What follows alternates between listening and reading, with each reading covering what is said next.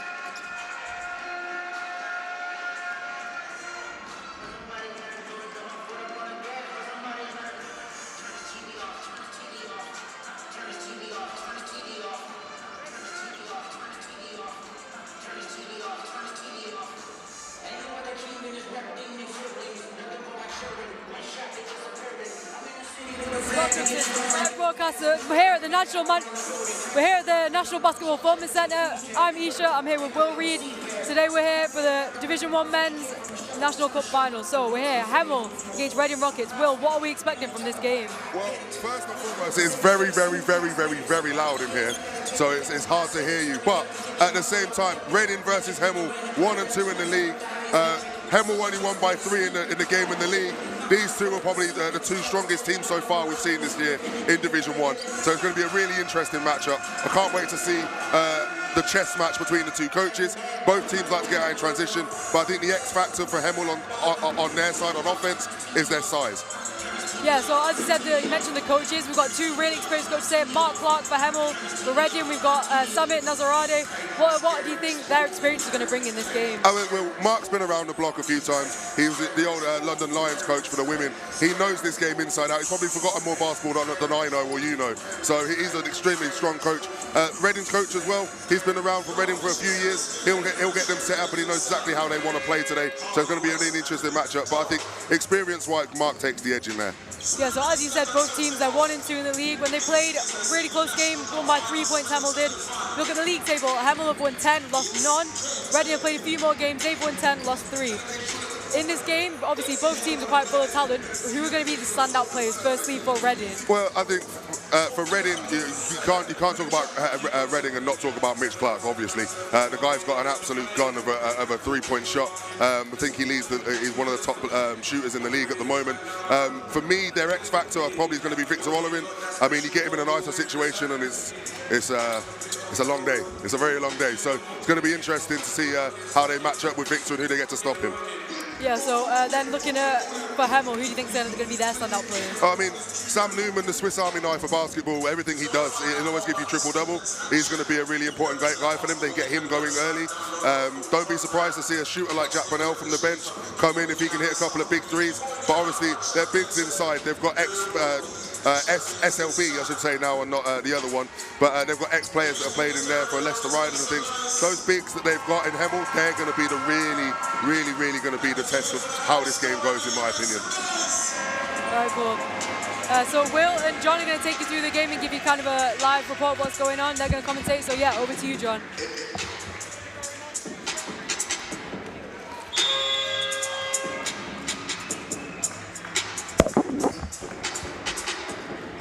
Thank you very much, Isha, and welcome to the National Basketball Performance Centre in Manchester, where it's the latest chapter in the saga of the Hemel Storm and the Reading Rockets. So many great battles over the last few years, and they will do battle here today for the first men's trophy of 2025. John Hobbs, Will Reid will be joining me momentarily as we get the starting 5s for the 2 teams.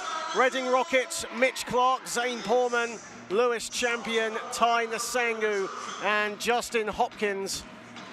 And starting for the Hemel Storm, Sam Newman, Tremichael Motton, Darien Nelson-Henry, Matt Ellis, and Veron Ezi. Our 3 officials for today's game: Kevin Kinsella, the crew chief; our umpires, Harvey West and Luke Doe.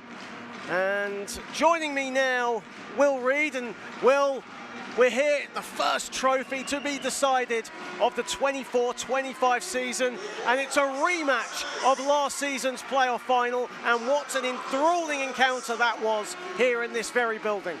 Last year was amazing. It was an amazing game last year.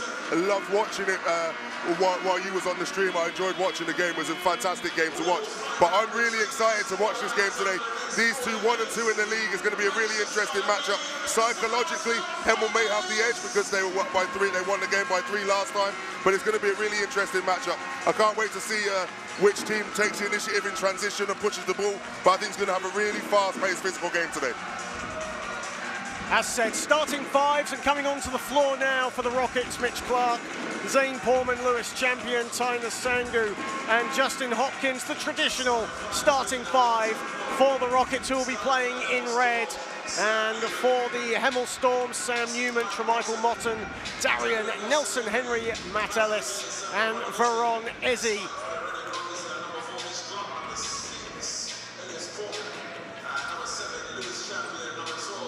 Certainly a lot of history between these 2 teams, but over the years, the Hemel Storm have certainly gotten the better of the Reading Rockets. Will today show a turn in the tide in the favour of the team from Berkshire. Here we go. Hemel with the first possession of the National Cup final here on the Basketball England YouTube channel. And here is Motton driving to the hoop, and Darien Nelson-Henry couldn't hang on. And Mitch Clark gets the first offense underway for the Rockets. Poorman. Here is Champion. Inside, bit of a mismatch there, and Justin Hopkins with the first score. Great feet work there from Justin, fantastic feet work. Nelson-Henry to Newman, who got MVP in the playoff final against the Rockets last season. Nelson-Henry going inside, and that's too easy for Darien Nelson-Henry. Yeah, you've got to put a body on him straight away. You've got to make him work for every point he gets, otherwise he's not going to miss from that close in. 18 points in the semi-final win over the Newcastle Knights. And Clark rattles out with his three-point attempt. But you don't want to let him get too many of those too early. Let him get into a rhythm. Nice feed from Newman inside. Good hands as well from Justin Hopkins. Hemel will keep it. Plenty of time on the shot clock early doors here in the Men's National Cup final. Yeah, look to Hemel to get a really nice easy look here on an inbounds play. Newman. Inside Nelson-Henry, bit of a mismatch with Clark, and a whistle has gone.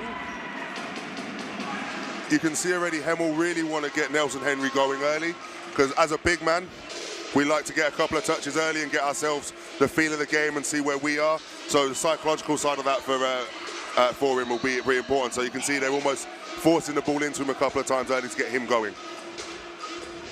Darien Nelson-Henry, who torched the Rockets back in November in their only league fixture of the season. Hemel coming out on top, 100-94. Nelson-Henry led that team that day with 24 points, a perfect 8 of 8 from the field.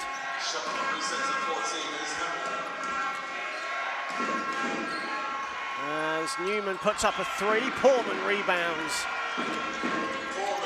And inside, and the finish from Hopkins. Good fast break basketball, and the steal as Champion comes up with it, gets it back from Hopkins, and they'll reset.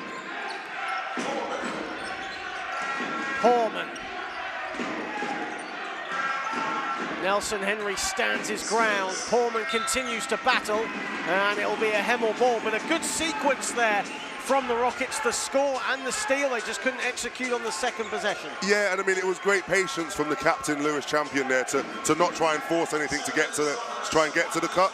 They tried to look for the right option. Ellis just kind of lost his way there. It was tried to spin to the basket. But it's great defensive, great intensity there from Reading. Newman to Ellis.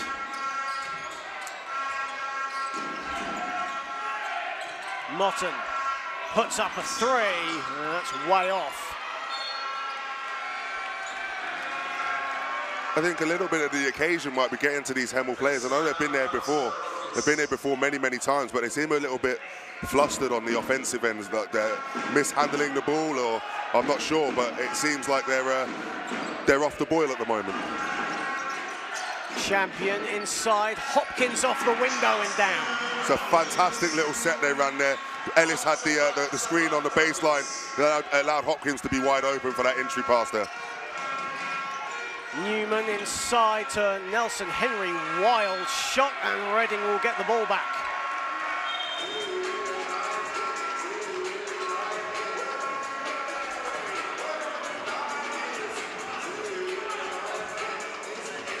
And we understand we are having a few technical issues. We are working on them at the moment. It's been a chaotic weekend here in Manchester, but we are looking to work on them as soon as we can. Here is Poorman. Clark to Hopkins. Good defense there from Nelson-Henry. Much better communication from Hemel on defense there. Here is Newman, straight away a three, and Nsangu rebounds.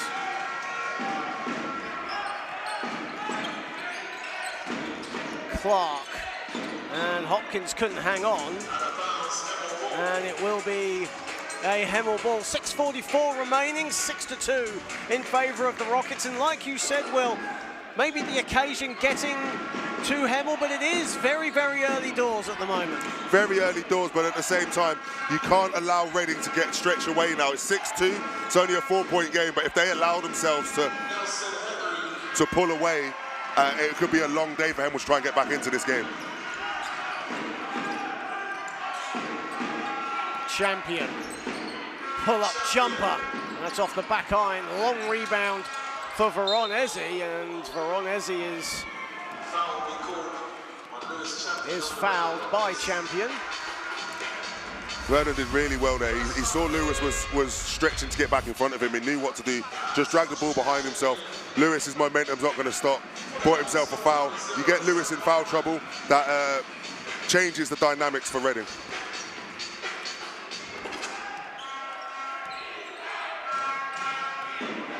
Newman. Monkman into the game for the first time, and Trent Monkman is fouled straight away. And how about Trent Monkman? What a season he's having. He had a few injury issues this season. He came back against Reading in November, played sparring minutes, had 22 points, 5 boards in the semi-final win against Newcastle. A great pickup for the Storm as Nelson-Henry gets it to go. Yeah, Hemel Storm have this way of finding players from anywhere, everywhere on the planet. They can find a player and they know how to use that player to their best advantage and within the Hemel Storm system. Matt Ellis gets the rebound off the miss from Clark. Newman finds Ellis, turnaround jumper. And Nasangu, another rebound for Ty Nasangu. Inside, beautiful pass and the finish from Hopkins. Justin Hopkins' ability to get to the cup is unrivaled, I think, in NBL Division 1. His bounce alone is scary. And inside, Clark is blocked by Nasangu. Matt Ellis with the layup attempt. Portman to Nasangu. Good footwork from Nasangu and the finish from Portman, and it's a 10-4 lead to Reading. That's a great cut from Portman as well. He saw his big man was in trouble and said, let me make that little cut there just to get the space just on the free throw line. Nice little soft finish as well. Ellis from the elbow, that's money. You've got to get out to Ellis. You can't allow him those elbow jumpers. That opens up his whole game. Good stretch this from Reading. Justin Hopkins has 6 of their 10 points thus far. And here he is on the ball. And he fluffs his lines on that attempt. Now 3 of 5 to start for the Alabama native. Monkman, all kinds of space for 3. Hemel have settled down. The first 5 minutes they were antsy. They've settled down in the game now, and now they're getting the looks that they want. They're trying to find their right guys, and it seems like they've settled into this final. Champion going all the way.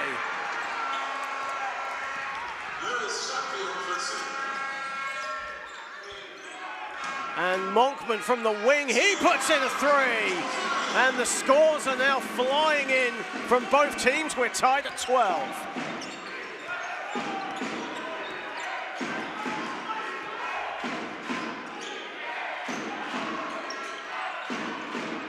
Champion to Hopkins. Portman. Nice pass inside, a wild shot from Clark, and on the follow, Nasangu. It was good patience from Reading. They tried to find the right shot, not just any shot. They're trying to find the right shot. First field goal for Ty Nasangu this afternoon to go with 3 rebounds early on. Newman, lovely feed, and the finish, and a foul. Trent Monkman. Yeah, see, this is the thing. Reading were in a man-to-man to start the game, and they were troubling them all for the first 5 minutes. They've stepped into a 2-3 zone, and Hemel Storm are just picking the zone apart. You've seen the last 3 trips down, they've just picked it apart, and they've just made the nice easy plays and the nice easy buckets, and now they've got an and1. Trent Monkman, who as said, missed a part of the season with a leg injury as Simon Chamberlain and Matt Ullman check in and Tyner Sangu and Zane Porman come out. But has had a really good start to this NBL 1 season. The Canadian guard, as he makes the extra free throw as well, and the Storm lead by 1.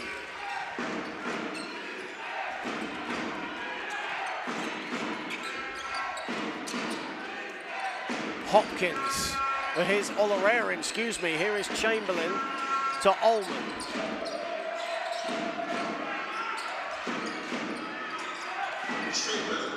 Inside, Hopkins the flush. Miscommunication. Hemel just not talking about the cutters. They're not bumping the cutters as they come through.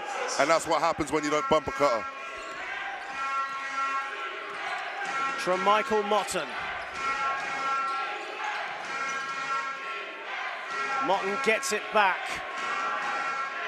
7 to shoot, Mockman a 3, and Motton is off with his long 3-point attempt. Olorarian in the open floor, and the foul has been called on Matthew Dizu, and he will go to the line. The thing is, Victor will be annoyed that he didn't make the and 1.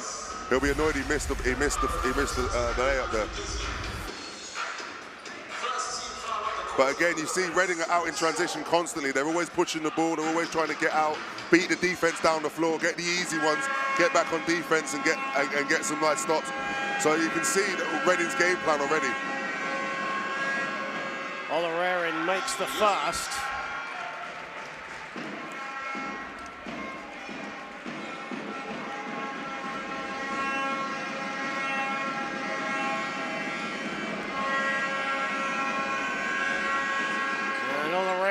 Strings the second.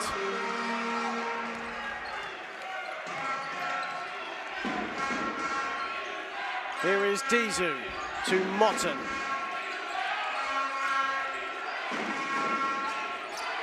Ellis gets it back, entering the final 2 minutes of the first. Motton short with his 3. Olorarian collects the rebound. Here is Clark.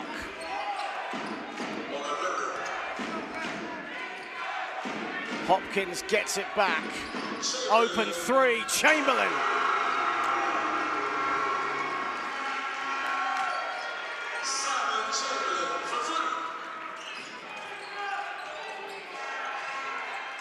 Ellis kicks it out to Monkman, who drives inside. Pretty move. That's a great, great finish. Through contact, no fear, great layup. 1 minute and 19 remaining of the first period. Here is Olorarian driving at Dizu, gets him up in the air and scores. I'm sorry, but that needs to be assessed, that defensive matchup. I'm not sure if Dizu's got a quick enough turn of speed to be able to stay with Olorarian there. Here is Ellis. Inside to Veron Ezi, kicks it out, open 3 for Dizu. Response, that's a great response to hit that 3 there, fantastic response.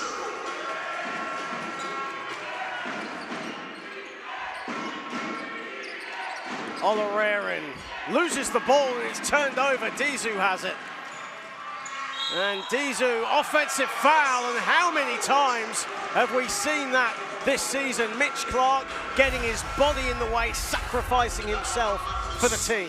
Smart basketball, very smart. Professional basketball player is what we call that. It's a smart defensive play. Fantastic, sacrificing your body for your team. Something we should see more of.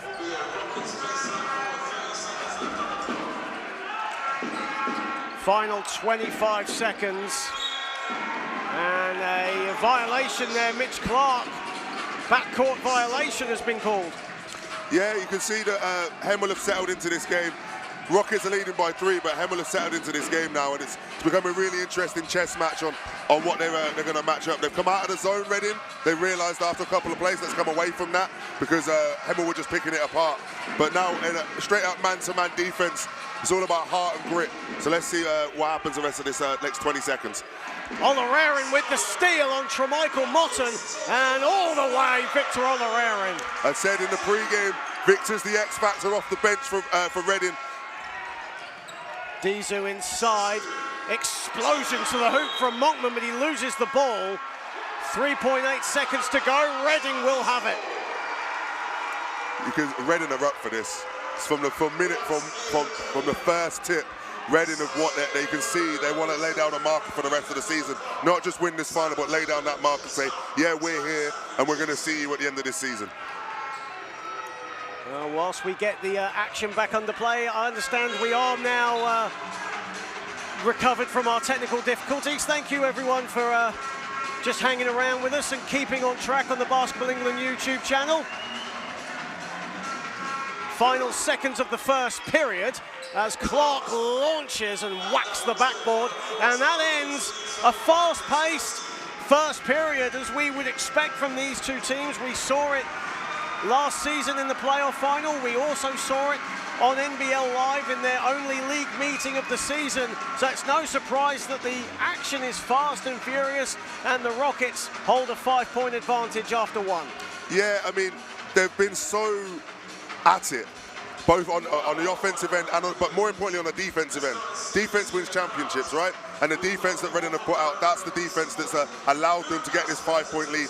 You've got a steal there from Victor towards the end of the first quarter, but the defense is really setting the tone for Reading so far. As we look at the highlights from the first period, and Justin Hopkins scoring 6 of Reading's first 8 points. He leads the way with 10 on 5 of 7 from the field. A great first quarter for him, and leading the way for the Hemel Storm. Off the bench, Trent Monkman, he has 8 points on 3 of 4 shooting. So, you know, it's been a very solid first quarter for those two players. But as a team, where do you assess the Rockets and the Storm right now with obviously 3 quarters to play? With 3 quarters to play, I expect Hemel to come out and counter-punch the first half, the first quarter where they got punched in the mouth to start with. I expect to see a retaliation from Hemel in his first 5 minutes of the second quarter. And I think for Reading, just keep doing what you're doing, but make sure that the defense sets the precedent for your offense. And I think that's what the two are. But I expect Hemel to come out now aggressively, look for the right shots. Sam Newman's not got going yet. I expect him to get going. I expect them to also get Nelson-Henry going as well inside. I expect a lot of ball movement from Hemel now to get the right shot.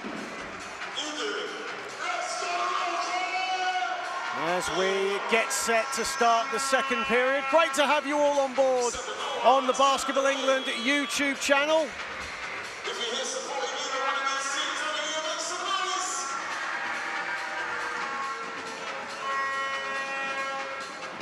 And the Rockets will get us started for the second period. Jack Bennell checking in for the first time for Hemel, the longest tenured Hemel Storm player, now in his 9th season with the club. Ullman a 3, corner pocket, gets it to go. Yeah, going back to Jack, I'm pretty sure Jack is Mr. Hemel Storm. But again, you see Reading getting the right shot. And Newman answers back at the other end. And that might be good for Sam, seeing the ball go through the hoop. You might see Sam start to warm up now. First field goal for Sam Newman. Ullman exploding to the rim, gets it stolen away. And Newman will slow it down. Here is Bennell.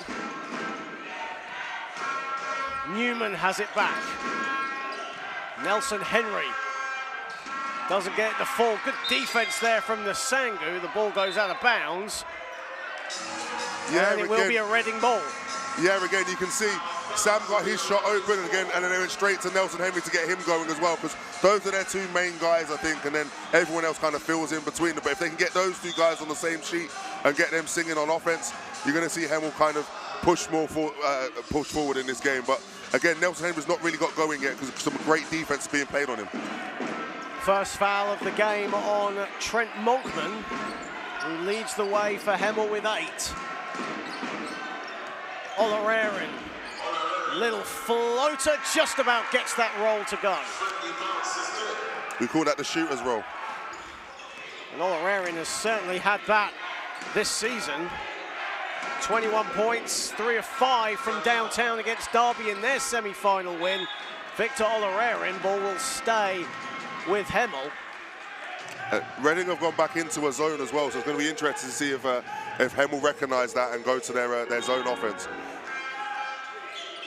Right now, Hemel trail by 7 early doors in the second period. Here is Monkman.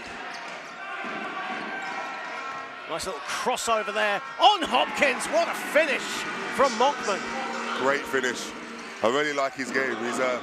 It's the first time I've seen him live, but he's impressing me so far.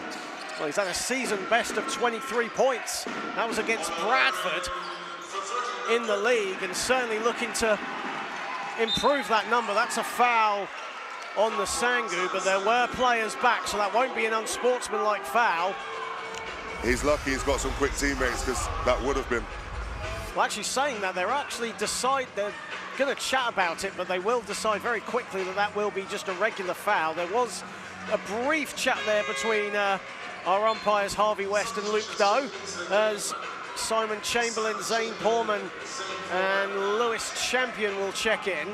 Tying the Sangu, Justin Hopkins will head to the bench, as will Mitch Clark.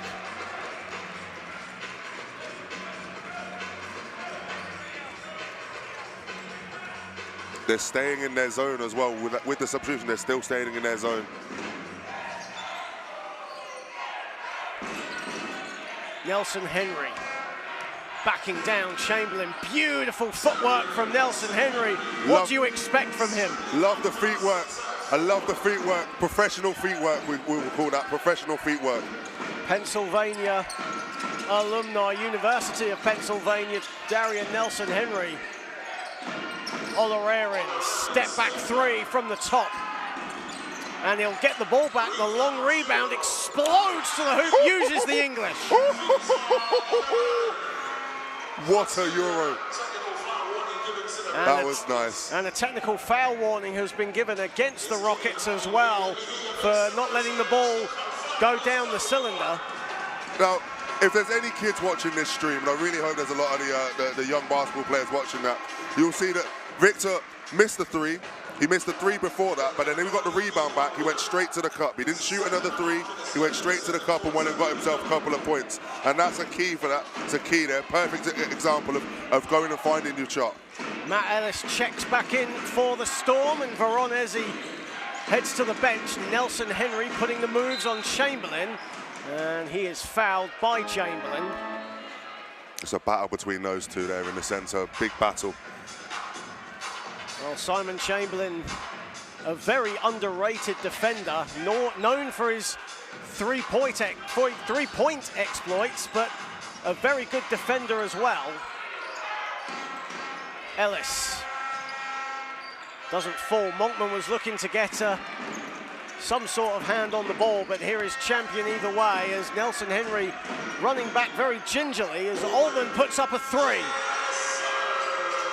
And right now, the Rockets leading by 5, and Mark Clark calls a timeout, but a worrying factor there for Hemel as Darien Nelson-Henry away from the ball, walking very gingerly as he makes his way to the bench. That's a worrying sign for the Hemel Storm. Yeah, if I was Mark now, I'd be getting that timeout, get him a minute. That might be why he's took the timeout now. Is get him a minute, get him assessed, see how he's going, and then get him out there. However, Hemel do have one of the best big men in the NBL sitting on the bench coming back from an injury in Akeem Silla. So, would it be time to see Silla? Well, Akeem Silla, I was speaking to Michael Darlow earlier on today, and the one message he had about Akeem Silla is he has been training with the team, he has been warming up with the team pre-game, but not really wanting to risk putting him on the court just now. So we'll wait and see if that trump card is used, but chances are he won't see action here today. But in the words of Michael Darlow, never say never. Of course, never say never, especially in basketball, you never say never. I said I was retiring 5 years ago. That long ago? John Hobbs, Will Reed, keeping you company here in Manchester at the National Basketball Performance Centre. And what a weekend it's been here to start the year. The first trophies lifted in the 24-25 season. A fantastic day in the Junior National Cup finals across the under 16 and under 18 age levels. And of course, earlier on today, we saw Endeavour Ipswich Basketball go back-to-back, winning the Women's National Cup, beating a very spirited Brent Bulls. Yeah, it was a great game to watch. I was really impressed with Maisie and Harriet and the way they played the game, especially Maisie's first 5-6 minutes in that first quarter. That was something special to see. 9 on the shot clock. Newman, lovely body control, but Ellis can't quite hang on, and that will go out of bounds, and it will be a Reading ball. It was a good idea, but Ellis just wasn't expecting that pass. Yeah, I mean, from my angle, Sam had the lane, but again, he might have saw something with the ball where it wasn't the opportunity to get the oop. Just a miscommunication, and those things happen from time to time.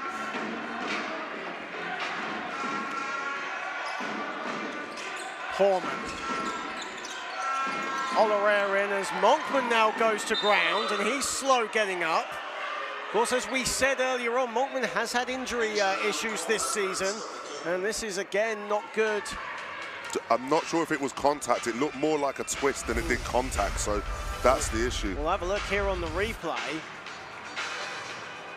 And it was alongside Zane Portman. Might have been away from the action. He might have just twisted it a little bit as we have the physios come in and check on Trent Monkman, and he's had a fantastic game so far. 4 of 5 from the field for 10 points. You can chuck in 2 assists for good measure, but not a good sign here for the Hemel Storm. Mixing in with, of course, Darien Nelson-Henry earlier on, walking just a little bit gingerly. Well, he's back up on his feet now. It looked like he took the bump from Pullman, and then as he's gone to plant his leg, that's where he kind of like, he pulled up at that point. So hopefully he's okay. I mean, it's always a shame when you see a player go down, and hopefully he's okay, and it was just a bit of a twinge rather than an injury. So we'll see. Well, it looks all right, but he's remonstrating with Harvey West, our umpire. Again, he's saying that Ellis has stuck his posterior out as he's gone round the screen, and that's why he's gone down. But to me, it looked like it was more the landing rather than the contact before. But what do I know? I'm not a doctor. As we were seeing in that break of play, great crowd, very noisy crowd, as we've seen all weekend long here in Manchester. It's been a quick turnaround from the semi-finals. And a technical foul has been called on the Reading bench. Samet Nurizadeh just having a quick word with the officials, maybe a bit too much of a word though, and our crew chief Kevin Kinsella right there to call the technical, so Sam Newman will take the foul shot. I'm sure everyone that's watching the live stream from my club at North Hampshire Titans, when there's a bench warning, the first thing they say is to me is, Will, shut up. Don't say anything. Don't rile the referees up. Just play the game now. And I think, yeah, just a little bit too much with the umpires. Just a little bit too much sometimes. It's not how you say it. It's not what you say. It's how you say it sometimes. And I think that's what that was there. It is very difficult to get you to be quiet for just a second, isn't it? This champion will go to the foul line for 3 shots. Me, be quiet.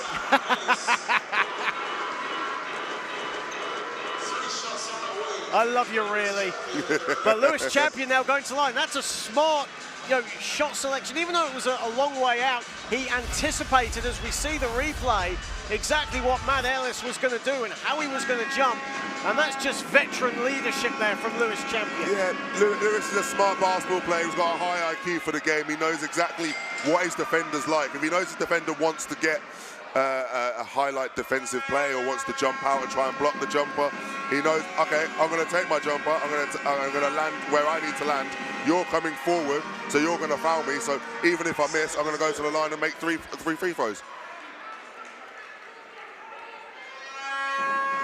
As Lewis Champion gets ready for the 3rd free throw. Of course, it's an 11-year wait at the moment for Reading for a trophy, and Lewis Champion was on that team back in 2013, back in the playoff finals, just down the road at the Manchester Basketball Centre at Wiley Range, and he had MVP honours on that day as well with a win over Worthing. solid professional basketball player is Lewis. Solid professional basketball player. Allman and Olarerin check out. Hopkins and Clark come in. 6:21 remaining, and Tremichael Motton, who had a double-double as Newman misses the three. Motton actually had a double-double of 14 points, 11 assists when these two teams met in November, and Pullman going to the cup. Yeah, great aggressive play from Pullman there. Here is Newman. Ellis. Nice pass inside, and Nelson-Henry did very well to collect and score. Fantastic high-low action there. Brilliant, brilliant big-to-big action. Pullman looking for Champion, decides to go it alone. What a find, and the finish from Hopkins. Ellis Pullman, that is fantastic post work, great vision. Great for a young big man to see there for how he kept his head up, looked around to see an extra pass. And Motton looks to respond, misses everything, and Darien Nelson-Henry with two Reading players all over him. I think that'll be a foul on Simon Chamberlain. That'll be his second foul. Yeah, I mean, again, going back to Pullman just then, the fact that he able to keep his head up, see the cut there as well, and be able to make that sort of a pass while under pressure from his defender was really, really good to see. And Darien Nelson-Henry to the foul line for the Hemel Storm. Now in his, you could say, his second season. It's technically been 1.5 seasons with the Hemel Storm, but thoroughly enjoying what he does with the Storm. Of course, mixing that with his full-time job in London, and just being able to have that flexibility of training and working works out well for him. Yeah, I mean, obviously coming a step down from where he was before with the Leicester Riders. Some may take some time off, but when you're at a program like Hemel Storm, you're always going to still feel like you're at the pinnacle when you're challenging for honours. Joe Bilek for three, straight into the game, and puts in a three from the wing. And it's a 34-41 deficit now for the Storm. Here is Champion, looks for Hopkins, and Newman with the steal. And now Sam Newman can break. Great spell this from the Storm. Bilek misses the three. Motton driving, lovely pass inside. Nelson-Henry the finish. Timeout, Samit Nurizadeh. Fantastic patience as well there from Nelson-Henry. Rather than going straight up, little bit of a pump fake, sees what Ellis is going to do there, and then goes up and makes it even easier for himself to finish the layup. And now the Hemel Storm fans finding their voice here in the Northwest as Samit Nurizadeh calls a timeout. But a good stretch this from the Hemel Storm. Wise timeout from Samit Nurizadeh. Rockets have led for the vast majority, but Hemel starting to get into a bit of rhythm, especially under the basket, and especially with Darien Nelson-Henry. Exactly that. Basketball's a game of runs, right? This is Hemel's first little bit of cohesion and a bit of a run, so they're starting to feel themselves and feel their way into this final. And we've said before, Hemel have been here many times before, but whenever you're in a final, it's always a little bit of pressure that you're not used to. So, and I think the first quarter and a half that you've seen from Hemel Storm has been like that. I know it's only a 5-point game, but they're starting to feel themselves, and now you're going to see what Hemel Storm are really made of. Of course, Reading still without Reece Pinnock with a ankle injury. He's out with a stress fracture. I spoke to him just before, and he's got a stress fracture on his leg, so he'll be out for the foreseeable future, which is a shame. Reece is a fantastic player, come through Loughborough, through that program, and has built himself up in a nice little career at Reading as well. So it's a shame. It's always a shame to see such an injury happen to such a good player. 4:43 remaining in the first half. As you see, well, you just saw the Johnson family in attendance, the family that run the Reading Rockets. Gary Johnson, Matt Johnson, alongside Helen Johnson, are here today as Mitch Clark has the ball. 4:29 remaining in the half. Nasangu, shot clock at 5. Champion a three. Again, it's a broken play, it's a poor entry pass, but managed to hustle, get the ball, and then when you've got someone like Lewis Chamberlain can shoot, it's always going to be a worry. Gap is 8. Ellis. Lovely footwork, but misses the shot. And Champion collects the loose change. Reading's physicality on defense is really troubling the Hemel Storm at the moment. Champion dancing inside, as is Portman. One pass too many, and away come the Storm. And a foul called at mid-court, and it's on Lewis Champion. Matt Ellis has some afters as well. And the referees have put up an unsportsmanlike foul.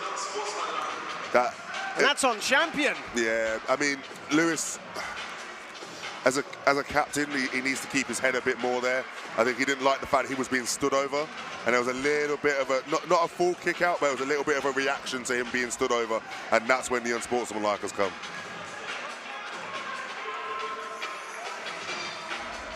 And that's 3 fouls as well on Champion, so Champion's going to have to come out. Victor Olorerin will come in, and already 3:50 remaining in the second quarter, and foul trouble for the Rockets with their captain Lewis Champion. Yeah, we won't see Lewis now till the second half. But when you've got someone like Victor that can come in and who's such an offensive spark, I don't think it's going to be an off day or a rest day now for Hemel for the next 3 minutes and 50 seconds. I think they're going to work even harder now. Matt Ellis to the line, and how about the performance he put on in the earlier rounds of the National Cup? 44 points against London Elite. Averages 24 points in the National Cup this season, does Ellis, and in his first season with the club, and another player that's enjoying his time here at the Storm. It's a great community. That was what he was saying earlier on today, and obviously that's just typical of the Hemel Storm, isn't it? Yeah, the thing with Hemel is they look for the right guys to fit their program, and they always find these guys from Taylor Johnson to a plethora of others, Hakeem Silla, Sam Newman. They find these players that suit their style and suit their ethos as a club, and it's just another example of what they look for. Newman dumps it inside to Nelson-Henry, and how many times have we seen that in this game? However, Reading still have the lead. Here is Clark. Olorerin, who leads with 13. Clark has it. And it's blocked by Ellis. Shot clock at 5 for Clark. Misses everything on the follow as Hopkins still has it. Whistle has gone under the hoop. And I think that'll be 2 shots at the line for, pretty sure that was Olorerin. I think it was Hopkins. In fact, no, excuse me, yeah, it was Hopkins. But again, every coach we're seeing this, and it's the boxing out. No one's boxing out. Goes up, gets the rebound. Should have finished, but now he gets the chance to put it right at the line. And Hopkins misses the first. Commentator's curse there. Well, Reading are 8th. Well, excuse me, they're not 8th, they're 3rd in three-throw percentage this season. Hemel are actually 8th. As Olorerin now having a chat with the officials. And Mitch Clark just coming over to the commentators table, having a little stare down with us as well.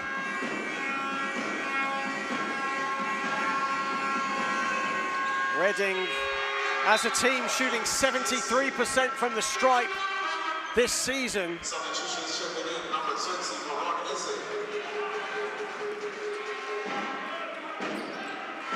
3:16 remaining in the first half here in Manchester. Newman. And Newman gets it stolen away, and away come the Rockets. Olorerin in the open floor misses the layup. Portman steals it back. Olorerin a 3.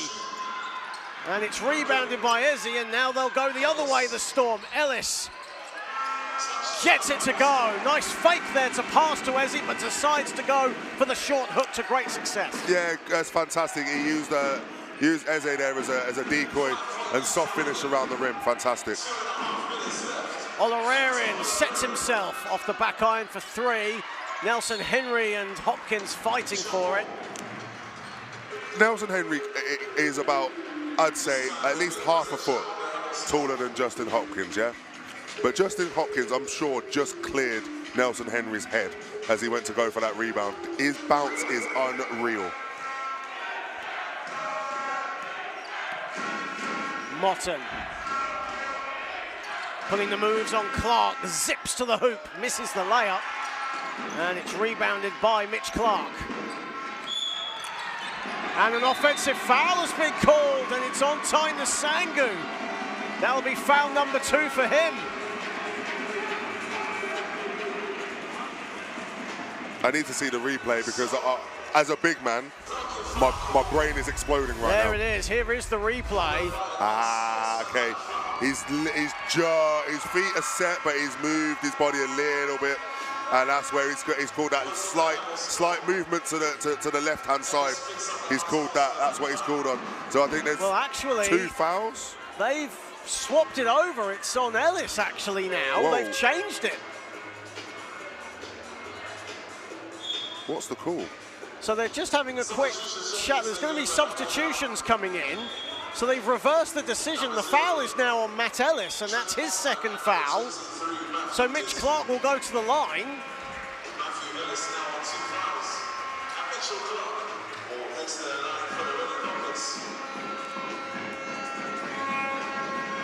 So Mitch Clark now heading to the charity stripe for 2 shots.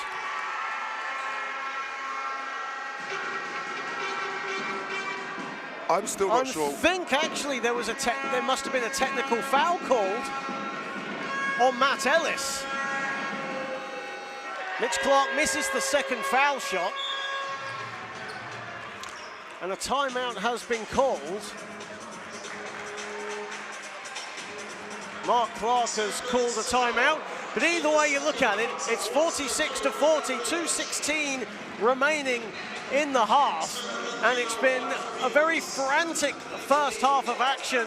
Lots of transition plays going on, but more importantly, it's been a very physical battle, hasn't it?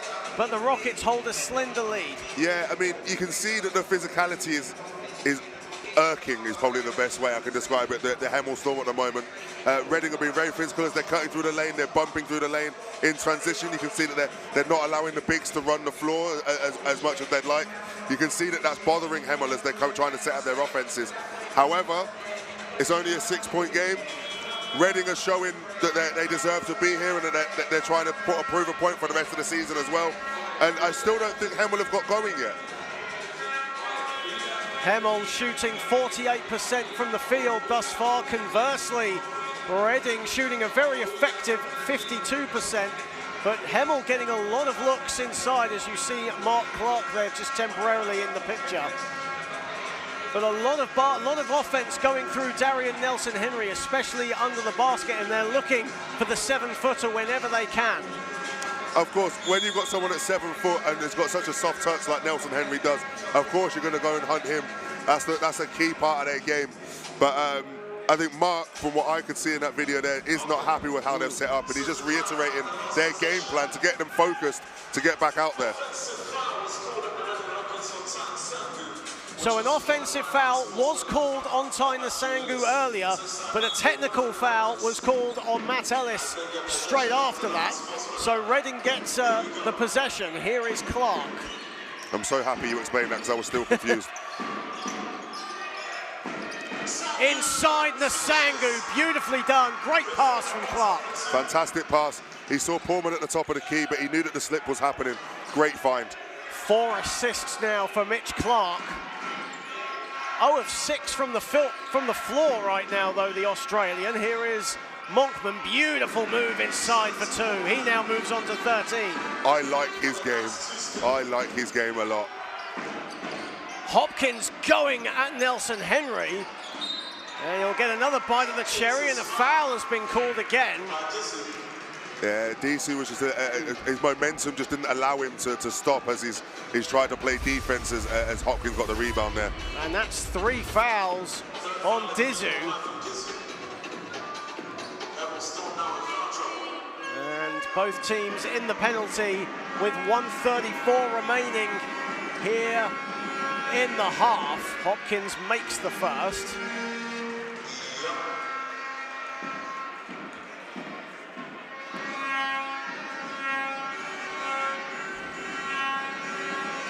And Hopkins splits the free throws. Mitch Clark comes up with it. And Zane Portman resets for the Rockets. Olarerin back to Portman. Great perimeter defense from the Storm. And Olarerin skies for the rebound, jumping out of the gym to get it.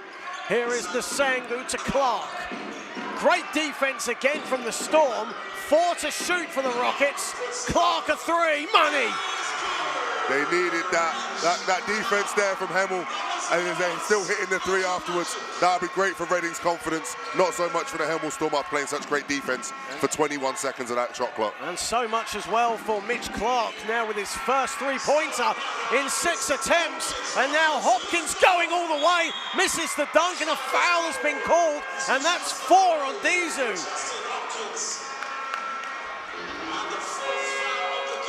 So Again, Matthew Dizu's got to come out now. He has to. No choice. And Ada Tiba will check in. I'd like to see the rebound though, because I'm not sure where the foul was, because to me, it looked like he hit the ball against the rim. However, I'm not a referee, although I do like to upset them week on week. Veronese just having a quick chat with Coach Mark Clark as Ada Tiba comes into the game for the first time for Hemel. Justin Hopkins back at the foul line as he makes the first. Hopkins with 15 points now for the Rockets, 10 of those coming in the first period. He now moves on to 16. Yeah, I mean, as I said, Victor is amazing. Hopkins is just a solid, all-round basketball player. As you see there on defense, moving his feet fantastically there. Well, Dizu is still in the game on 4 fouls, and he's on the ball now. What a pass, a bullet pass, and who else but Darien Nelson-Henry under the hoop. You see again, Nelson-Henry's been on the floor about 4 or 5 times now, because Reading, no matter what, they want him to feel contact every single time down the floor. Disu still being out there, I think that's tactical. I think you're going to see Vernon come back in for him in a moment. Clark a three, no. Nelson-Henry rebounds. There's bodies on the floor again, and Victor Olarerin this time on the deck.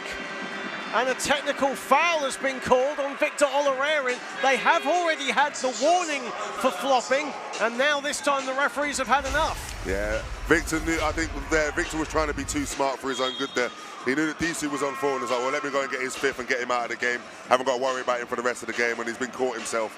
And then that's what's happened there with the referees have decided he's a little bit too eccentric in the way he's fell to the floor. I think Lionel Messi or Ronaldo would have been proud of that one. Well, 2.1 seconds remaining, and 3 technical fouls have been called already in this final.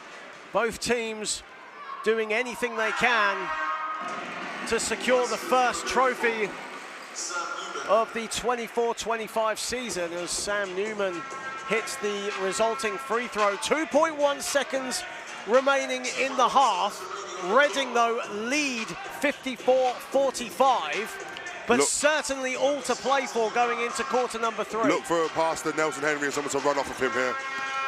Monkman has it, throws it up, and it's been out of bounds. I thought a foul was going to be called, but Mitch Clark getting Monkman out of bounds, and a timeout called by Samit Nurizadeh. 4/10 of a second remaining in this first half. Yeah, it's a smart timeout, because if they can get a bucket here going into the half, the momentum that brings you into the half time and going into psychologically into the third quarter will really help Reading as they try and extend this lead to double digits. Hopkins has 16 to lead all scorers right now. Darien Nelson-Henry and Trent Monkman have 15 each for the Storm. Yeah. He's really impressed me so far today. His game's so smooth, and he doesn't make he makes the right decision every time he touches the ball. It's the right decision. It's either for himself or it's for his teammates. He's always trying to make the right reads and the right plays. Well, as we mentioned earlier, had a fantastic semi-final last week against the Newcastle Knights. 22 points, 9 of 12 from the field for Hemel's number 0 in your picture. I'm not sure about the mustache though, but it's each to your own, isn't it? Well, you never know. It might be, you know, it's quite cold, obviously, in the northwest in this time of year. Just looking after your best interests. Little bit of extra warmth, yeah? Absolutely. 4/10 of a second remaining, so not really much for Reading to do, but they will give it their best shot. And Ullman, that'll not count if it goes in, which it doesn't anyway. And that ends the first half of action here at the National Basketball Performance Centre in Manchester. And the Reading Rockets lead the Hemel Storm 54-45. Justin Hopkins, 6 of 10 from the field, leading all scorers right now. And Victor Olarerin, 10 points on 4 of 9 shooting. Hopkins has 16. As we look at the highlights of the first half of action, as the first trophy is just 2 quarters away from going either to the Rockets or to the Storm.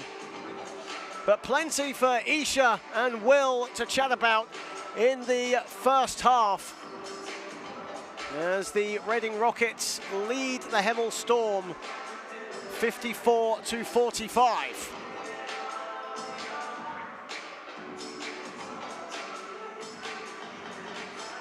And as we just await Isha coming down courtside, some highlights still of a frantic but almost bad-tempered at times first half, but it is a final. It's a big game situation, and Isha and Will, lots for you guys to talk about. It's over to you guys.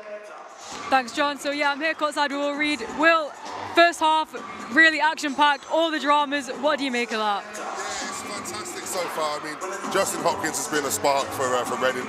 Victor off of the bench has been really good for them. Nelson-Henry, obviously, his touch inside has been really good for Hemel Storm. And I just think the physicality from Reading so far has set the pace. It's set the tone for the rest of the game. If Hemel can react to that physicality and they can actually play some basketball and not be too worried about the physicality, because that's all they seem to do is at the moment is the physicality is an issue for them. If they can get past that and play their game, Hemel will be fine. Yeah, so if we take a look at Reading, first of all, I mean, defensively, how do you think they've been? They've been kind of switching from a zone to a man. If you take a look at Coach Samet there, he's calling every time they're on defense, either 2-3, sometimes they're in a man, switching it up. What do you think works best for them? How do you think they've been able to react? I think with a team like Hemel Storm and a coach like Mark, staying in the zone too long is going to hurt you down the long stretch. However, the switching up is obviously not, it's unsettling Hemel. It's not allowing them to set up in the offenses they want every time down the floor, rather than just playing one set. So if you play man-to-man, you can kind of read that and know where you're going to go moving forward. But when you're in a zone, you know where the pockets are for you to try and find if it's a high entry pass or a low entry pass, and then cut it off of that. But I think when Reading are in a zone, it hurts them more than when they're in a man-to-man. When they're in that man-to-man, they're way more physical, they're way more up-tempo, and then they get out and they push in fast breaks. So I think you might see a bit more of man-to-man from Reading rather than the zone. But what do I know? I'm not a coach. Yeah, well, how do you think Hemel have been able, how do you think Hemel have been defensively? Defensively, they've been okay at points. They need to get back in transition a bit better. But again, for them, it's not just about reacting to the physicality. They need to be able to communicate a bit better. There's been times where Reading have found really easy looks down low, or they've found wide open jumpers.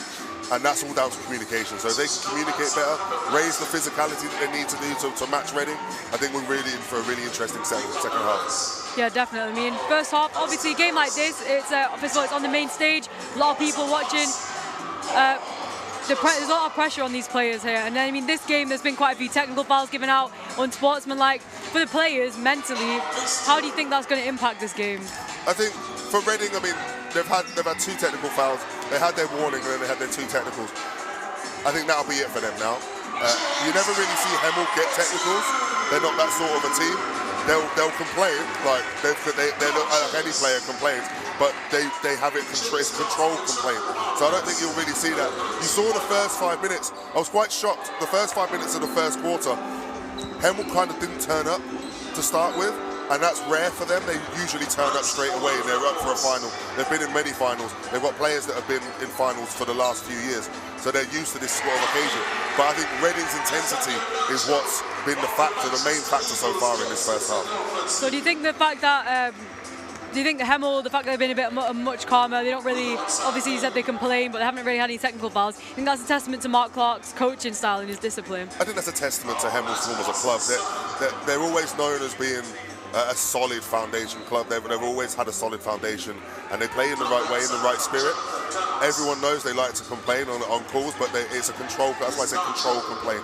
So it's just a test. That's just Hemel Storm as a club. That's them. They play the game in the right way, and yeah. All right, cool. So then if we take a look at the stat sheet, so field goal percentage-wise, quite similar stats, both on around 48%. Other stats as well, kind of similar amount of shots. The only stat which kind of stands out is the turnovers. Hemel have had 8 turnovers, whereas Reading have only had 4.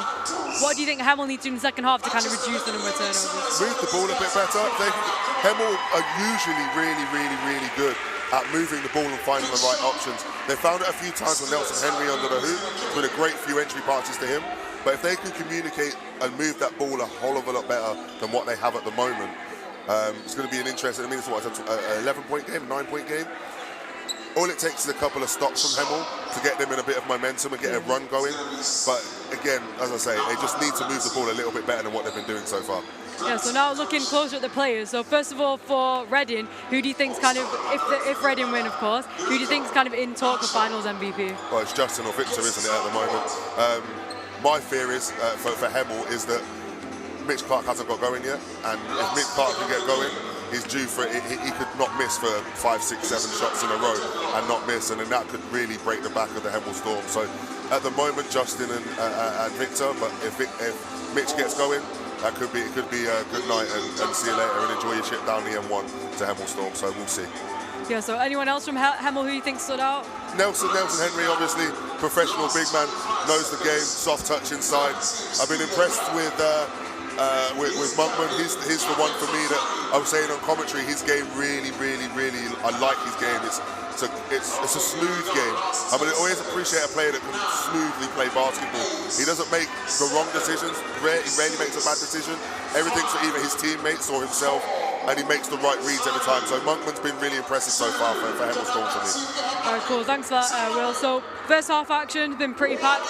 Hopefully second half can be just as good. We'll see what happens. Back over to John. Thank you very much, Isha.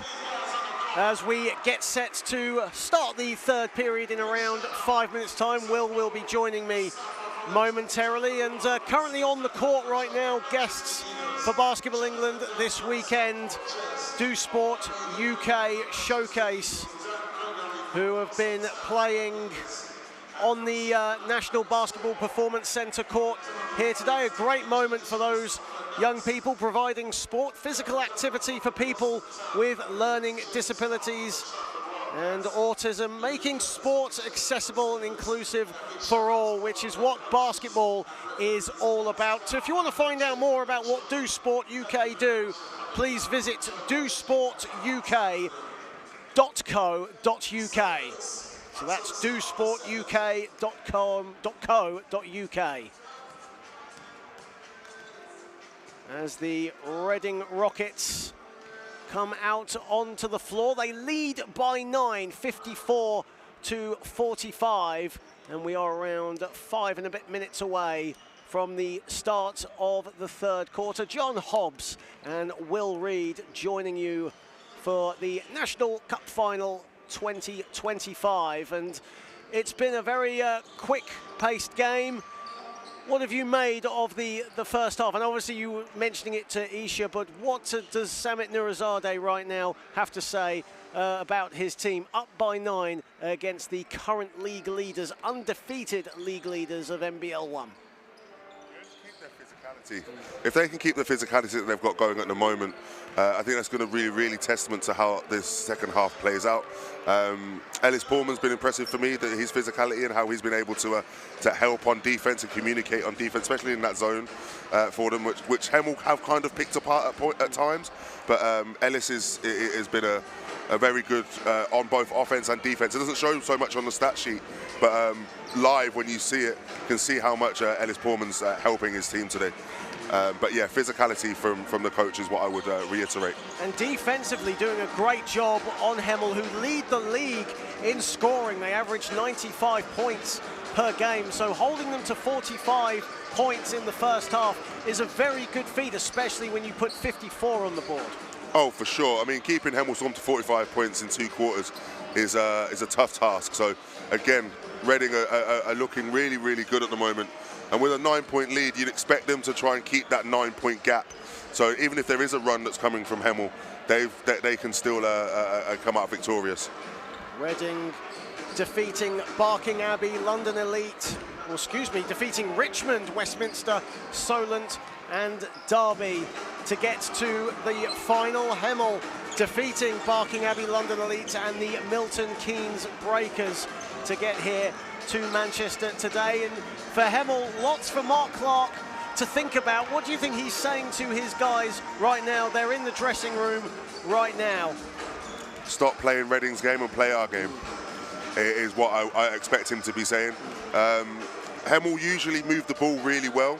Haven't really seen that so far today. If they can get back to moving the ball and getting the right shots and not just an open shot, because there's a difference between an open shot and the right shot, and there's been a few times where Hemel have kind of rushed and just taken a shot rather than using the right shot. So I think Mark will be in the dressing room at the moment, or the changing room I should say, and telling them, look, play our game. Let's not get drawn into the physicality, and let's match the physicality, but let's not get drawn into the back and forth and play our game, and let's show everyone why Hemel Storm is notorious for being in finals and notorious winners in NBL Division 1.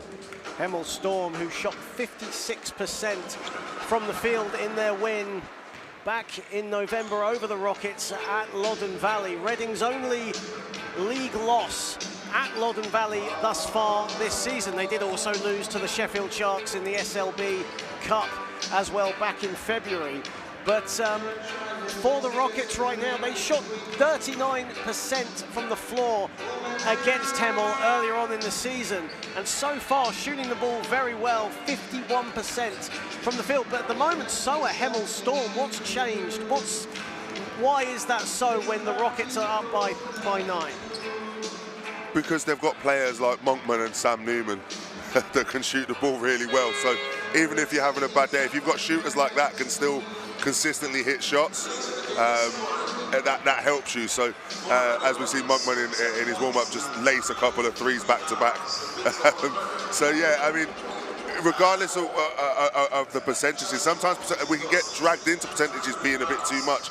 Sometimes it is a fact of the team have just taken the right shots and they've dropped at the right time, rather than them being compared in percentages. But again, Reading have the ascendancy at the moment, so it'll be interesting to see how they come out in the second half, Hemel, and react to this 9-point deficit.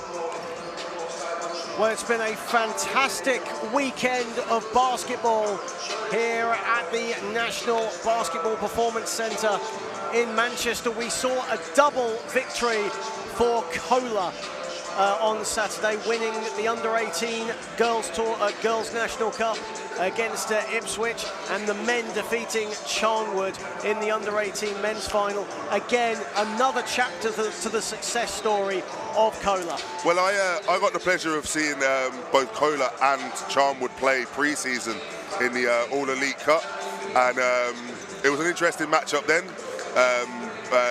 More EABL based, but both had a couple of players in the from the under-18s playing in there as well.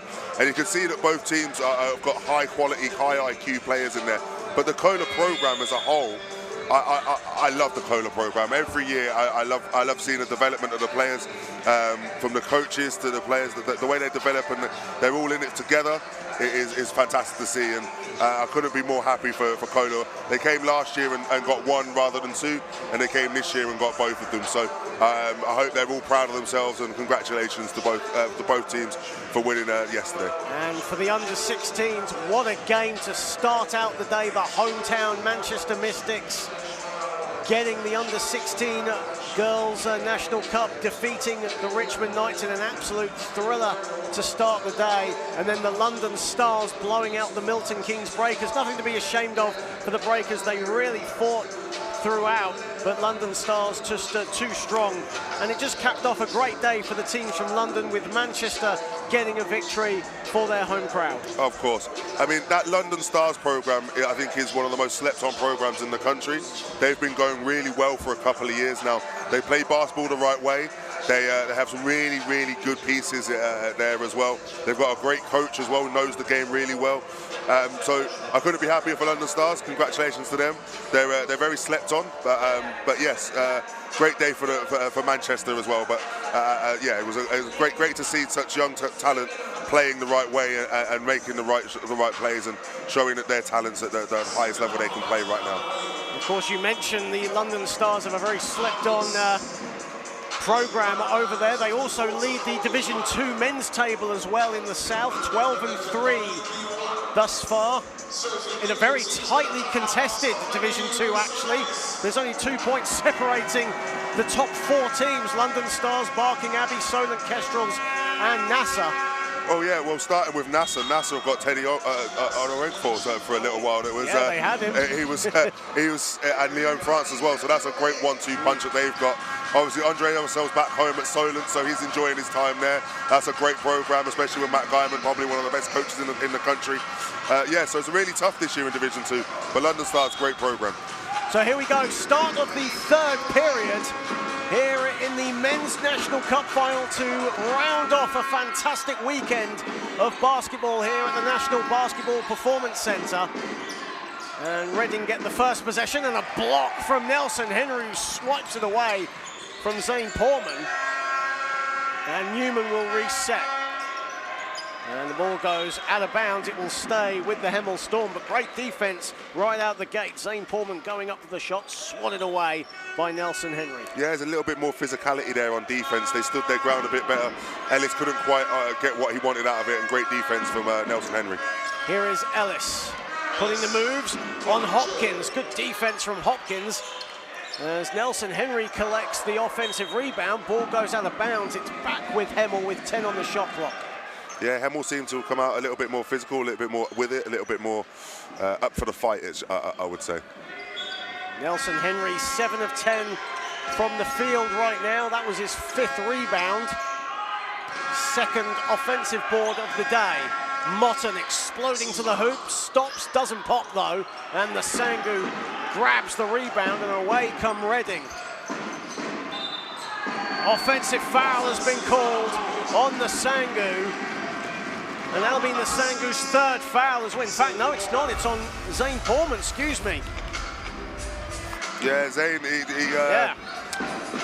got a bit caught up in what he was trying to do there. He wasn't sure whether he was going to pass or take the shot, and that's why he drew the foul there. 2nd foul on Portman. Monkman to Ellis on the spin. Nelson-Henry, the short hook is short, and the Sangu rebounds, but put back and stolen and scored by Monkman. Great hustle there from Trent Monkman. Clark. Olarerin dancing to the hoop, lovely pass, and the Sangu somehow gets it to fall. That's great. As a big man, when you lose the ball and you can still finish like that, it gives you a bit of confidence that it might be your day today. Newman gives it straight to Mitch Clark, and now the Rockets can break.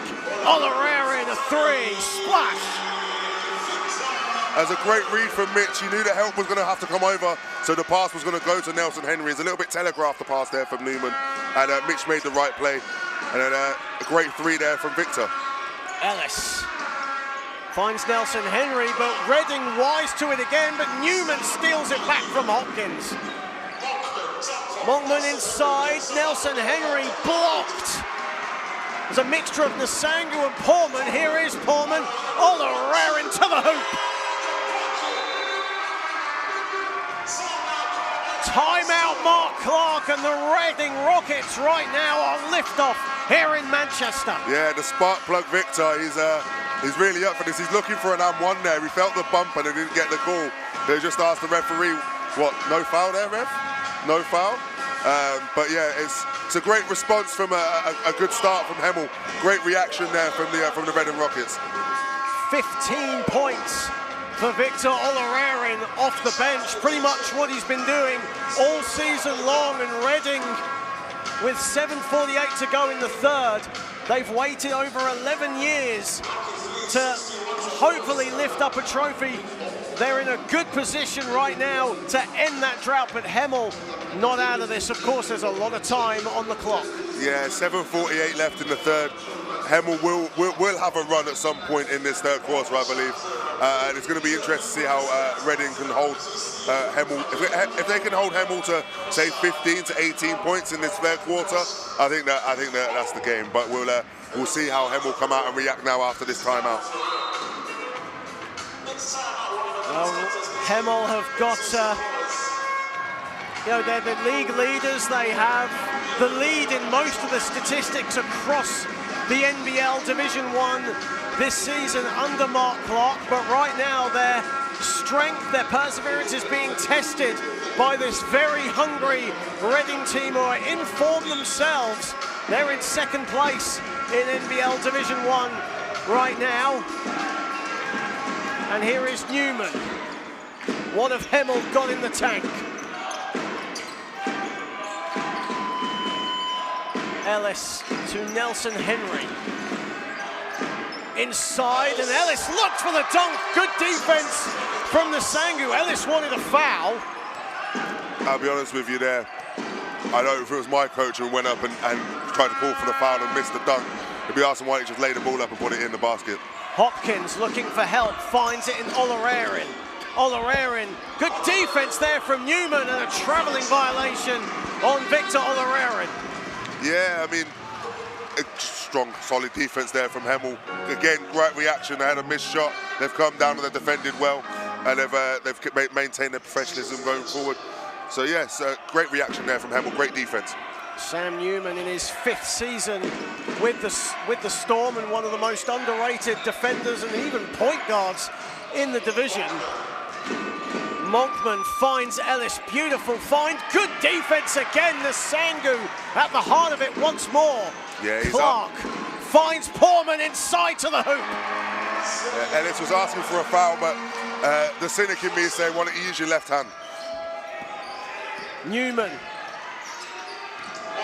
Monkman, step back three, splash, and that's a huge score for the Storm. It's a great score. It helps them move forward. But Monkman, he's nice. He is nice. Reading had their biggest lead of the game for all of 3 seconds there. It's now down to 13. Oloraren in acres of space, and he'll get the ball back as well. And a collision there at mid-court between Monkman and Clark. And the foul is on Monkman. That's foul number 2 for him. Yeah, that's just one of those ones. You're going for the hustle. No one's really got control of the ball. And yeah, it's unlucky for Monkman there. It's unlucky. Veronese checks in, and Tremichael Motton heads to the bench. Not really seen much from Motton today. He's been a bit quiet. Averaging 16 points, 4 assists this season, but has only scored 3 points here today. A 3 for Hopkins is money, a 16-point lead for Reading. Reading are finding the open man every single time down the floor. It's really, really good offensive basketball from them. Ellis, Newman, an open Nelson-Henry. He can put them up from there, but he misses the 3 from the wing, and Oloraren rebounds. Rebound number 5 for Victor Olarerin to go with 15. And on the ball, Portman, Clark wide open. Doesn't get it to fall though, and as he rebounds and is fouled by Olarerin. Only the second team foul of the third period for the Rockets, and a timeout has been called. In fact, no, substitutions have been called as Matt Ullman and Lewis Champion come in, and Portman and Olarerin takes a seat, and the Reading fans here in attendance very vocal as always, the Reading Rockets fans letting their appreciation known for their players. Yeah, and the rotations that Reading have got are really, really helping them, because it's like for like in every position at the moment. Newman. And it's stolen by Clark. It's one-on-one, and Clark lays it up and in. Tough finish. Tough finish. Australian grit and determination there to finish at the cup there. An 18-point lead now for Mitch Clark and the Reading Rockets. Here is Newman. Looks for Nelson-Henry inside, doesn't get it to fall.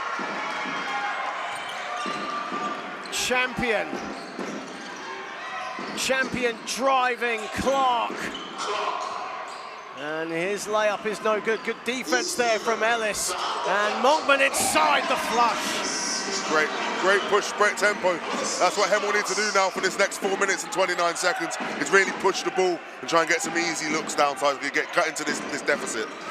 And get some stops as well, as Newman, uncharacteristic of him, swipes and gets called for the foul. That's foul number 2 on Sam Newman. That's what happens though when it's not going your way and things like that. Those sort of frustration fouls can start to creep in. So if he can keep his head, reassess, get back to the way that we know that Sam Newman can play, Sam will be fine. But sometimes the emotion can get the better of you. And well, Tremichael Motton comes in for Sam Newman. As you were saying that, Taina Sangu is also onto the bench, and Simon Chamberlain checks into the game. It was certainly great to see Simon Chamberlain's folks come in from Canada in the new year to watch him play. Hope they're enjoying themselves on the Basketball England YouTube channel as Hopkins with the finish. Great find. And a great score from the Rockets as they lead by 18. And they've gone back into their zone again, so it was interesting to see if they can recognise this Hemel. Out of bounds. And it's out of bounds as Monkman goes out of bounds this time. That's turnover number 13 for Hemel as Matthew Dizu checks in on 4 fouls. Darien Nelson-Henry comes in, and Mark Clark has called a timeout. And Reading Rockets right now are in 7th heaven right now, because they're getting everything they want, and Hemel just can't seem to find an answer. Cloud 9 times 2 at the moment is what they're on. They are enjoying it. Cloud 9 times 2. Enjoying this 18-point lead. They've come out, they've reacted really well to how Hemel started the second half, and they've just extended this lead out. But I'm not sure what's going on with Hemel today. It's not the Hemel Storm that we're used to seeing, especially in finals. It's not the same Hemel Storm that we're used to seeing. I think they might have fallen in love with trying to force the ball into Nelson-Henry a bit too much so far. I think if they can start spreading the floor a little bit better, they might then open the game back up for Nelson-Henry. But at the moment, it seems like every time down the floor, they're trying to force it into Nelson-Henry. And Reading are collapsing on that. They're just collapsing straight down. As soon as they collapse on it, the kick out needs to occur, and that's not happening. It's either a forced shot or it's a turnover. Hemel need to really assess these next 16 minutes of this game. It's do or die, so let's get going. Well, Hemel Storm have won their last 3 finals here in this very building. But it's a chance of a Fab 4 is being tested right now by this Reading Rockets team, who of course lost the National Cup final here last January to the Milton Keynes Breakers, who at that time were in Division 2. So far Reading more than making up for it, but there's still a lot of time to go in this one as Ellis deflects it out of bounds, and Reading will still retain possession. Division 2 with an NBL D1 squad. And right now they're doing just that in D1 this season. Here is Clark.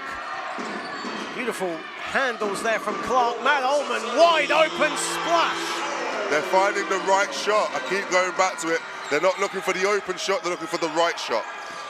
8 of 20 from downtown for Reading. Clark picks the pocket of Motton, but they recover it through Hemel. 9 to shoot for the Storm. And Ellis puts it in. A little bit of miscommunication there on the right-hand side of the zone that they were running Reading, and it allowed for the entry pass into the top of the key. Ellis now with 6. Champion going inside and a foul. Great take there from Lewis. He was part of that miscommunication, so let me go get those 2 points back on the other end. Reading shooting 56% from the field. Lewis Champion driving to the hoop with no fear at all. Great take. Fantastic take. As we see it there on the replay. Really, really good take. Well, strong. As mentioned, he was part of that Reading team that won their last trophy in 2013, just down the road at Wiley Range. And he wants to be part of that winning culture again, as he is at the foul line, misses the free throw attempt. Joe Bilak is into the game for the Storm. Motton. Ezzy loses the ball, but a foul has been called on the floor. See, Joe's a really good shooter, so now maybe they might start looking for the three-point shot. He's a really, really good shooter. So come through the Loughborough program, if I'm not mistaken, was really good for them as well. So yeah, look for him to be an option or a threat on the three-point line.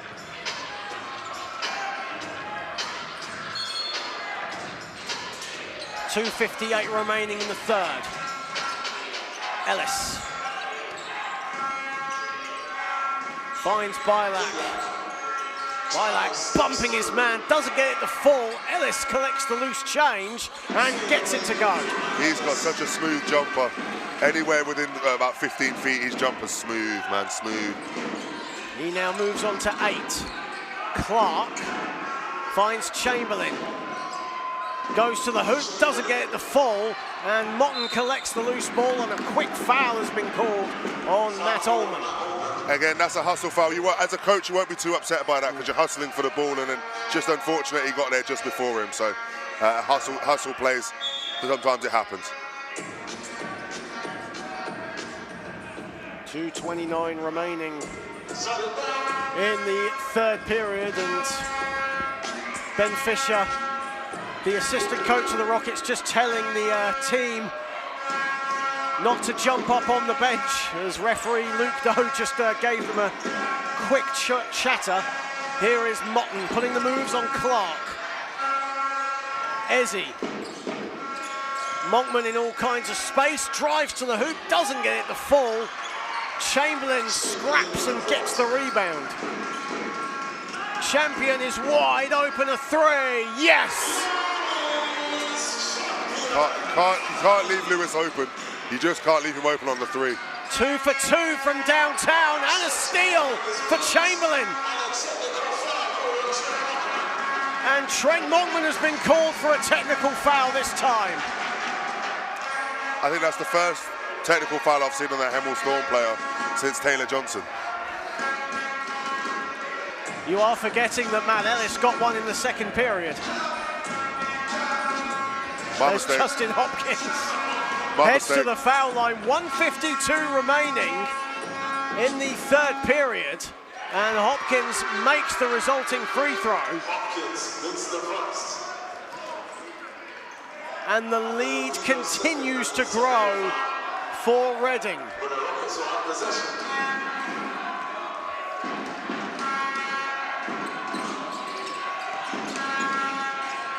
Clark to Hopkins.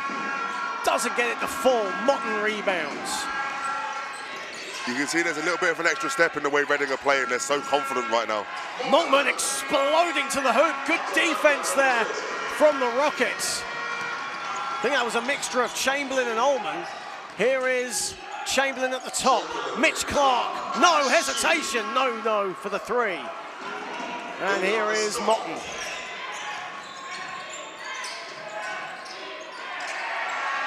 And Motton gets it back. And the ball goes out of bounds. It will stay with the Storm. Yeah, it's a really nice look inside, just didn't quite get his hands on it, but Hemel needs to really start to find the right shots. They're forcing shots at the moment. They're not finding the right shots, they're just finding the shots that are being given to them. Ezzy putting the moves on Hopkins. Again, Chamberlain gets his hands in the way. Entering the final minute now at the third, and Clark has it. Chamberlain a three, gets it to go. Another three for Reading. It's raining threes here in Manchester for the Reading Rockets. 10 3-pointers in this game for Reading.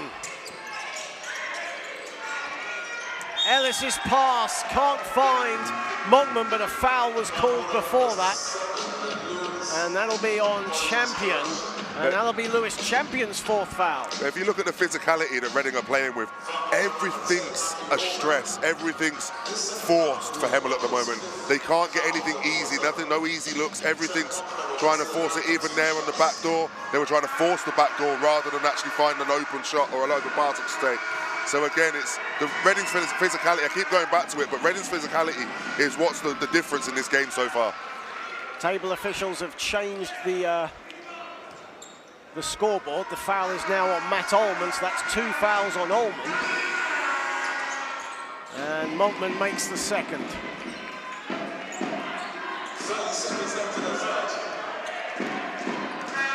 Clark. Here is Champion. Bit of a mismatch with Ellis. Champion looking to take advantage. 5 to shoot. Champion, good defense from Ellis. Fantastic defense from Ellis. As a big man, being able to stay with a guard like that, fantastic. Ezzy, corner pocket, misses everything on the follow, Ellis. Final second to the third. Clark will chuck it up, and it'll go straight to the Volunteers.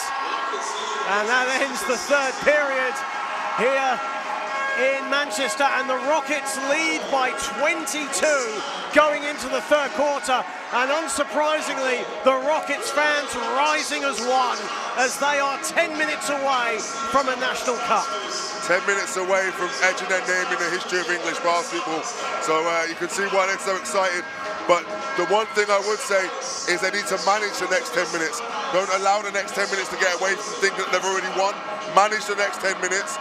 Get the right shots, don't force anything, play the same way we played for the first 3 quarters, and we'll be right there, we'll be champions.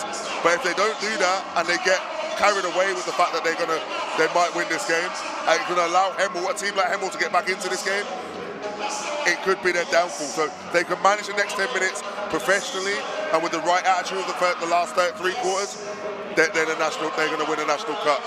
But they need to maintain that, otherwise we could be in for an interesting fourth quarter. But don't count Hemel out by any means. 10 minutes is a long time in basketball, and we have seen teams come back from big deficits before, no doubt about it. In Hemel Storm, the quality they have on that team, do not count them out. Reading shooting 52% from the field. Justin Hopkins with 22 points and 5 rebounds. You can chuck in 2 steals for good measure. Hemel right now being led by Trent Monkman, who has 21 points on 6 of 10 from 2-point land, 8 of 12 from the field.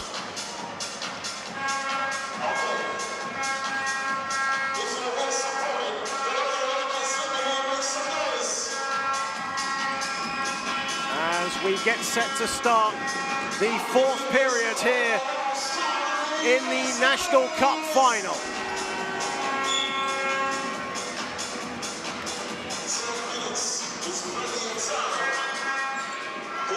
Newman.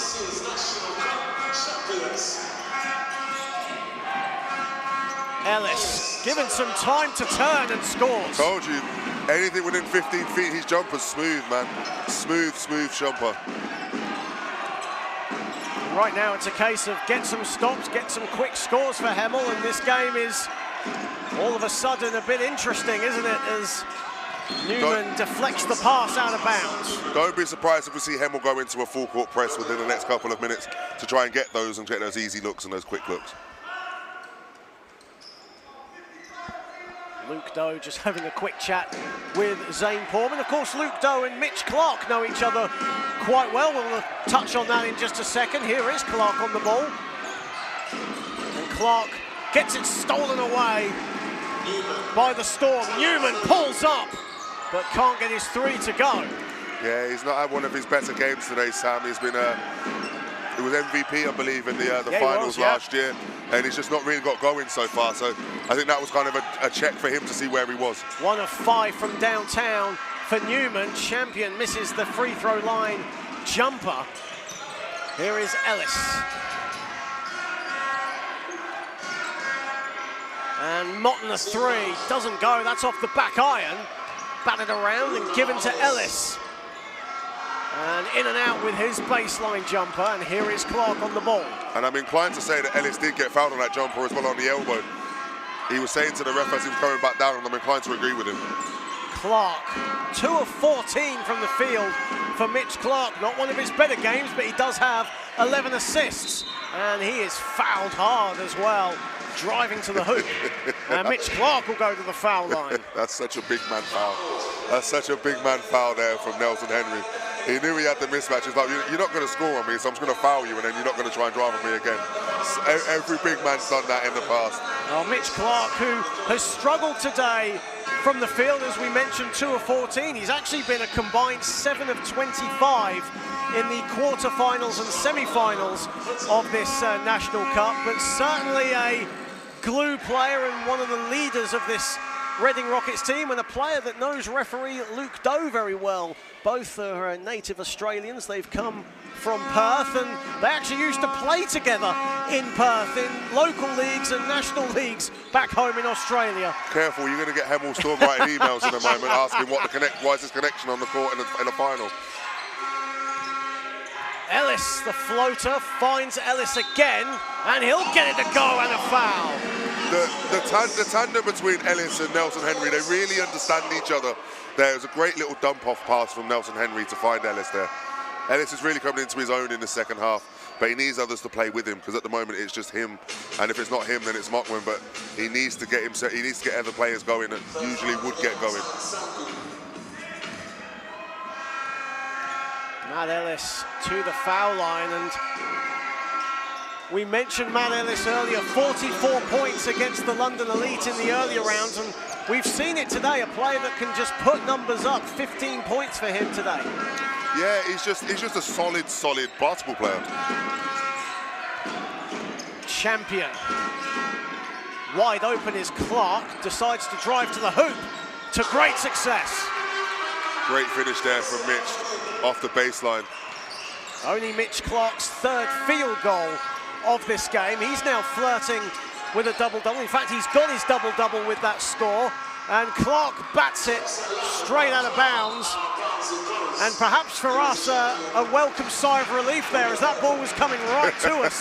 And Clark bats it right out of bounds. It was coming to you, not me. I was moving. Here is Motton. Motton a three. And that's off to the right. And Clark now has 7 rebounds. He's now flirting with a triple-double. 3 of 15 from the field, 10 points, 11 assists. And no 3 at the top. Motton to Ellis. Ellis blocked by Nsangu. It's a goaltend. Late call from the officials, but they adjudge it to be a goaltend as Nsangu showing off his athleticism here. Was it backboard first? Was it backboard first? Oh, was it backboard first? From that angle, it's hard to find out. It didn't look like backboard first to me. Either way, it's been called a goaltend. It has. And you can't complain after it's been the decision's been made. That's a clean block to me. That's a clean block to me. But again, I'm not a ref. I wind them up every week, but I wouldn't wish to want to wear that yellow shirt. It's too much stress and too much responsibility for me. Well, timeout has been called by Mark Clark. The Reading Rockets with 7:15 remaining, have a really huge 86-67 lead. And right now, they have been the better team. They've out-hustled, they've out-fought the Hemel Storm. And Hemel right now, they've had their spells, haven't they? But they've just not been executing for the full, 33 minutes thus far. Yeah, it's simply come down to, I was saying it before, the right shots at the right time. They're not making, they're forcing shots at points. They're looking for the shots that they think they're going to score rather than the right shot for the offense. Whereas Reading are always looking for the right shot. And if that's either a weak side kick to the open man when they've collapsed the defense and make sure you've got a nice three-point shooter in there. We saw it in there a couple of times with Lewis and with Mitch and with Victor. They're just moving the ball to the right person at the right time for the shot. And that's the difference at the moment is I feel like Hemel Storm, some of their better players haven't got going yet. Apart from Ellis and apart from Monkman. Nelson-Henry's been a good in spurts, but not the whole 33 minutes. And that's kind of the difference at the moment. Reading are just as a collective have just been more solid. And that's why they've got the lead that they've got.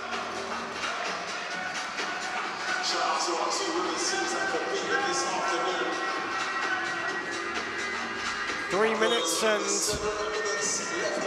a bit of change played in the final period here in Manchester. First trophy up for grabs. Will it head to Hemel Hempstead or will it head to Reading? Hopkins finds Clark. 9 on the shot clock for the Australian. Puts the moves on Ezzy. Ezzy stands his ground, but that's better offense from Mitch Clark, who has a little smile for Ezzy as well. Good defense, better offense. Ellis, good defense from Portman as well. Ellis is trying to buy fouls. He's trying to buy fouls, and it's just not. He's playing the refs and not the game at the moment.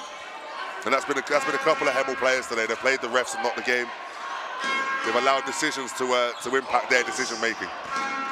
Reading methodical with their offense, pacing, waiting to pounce, and Hopkins just does that for 3. Again, right shot for the right player.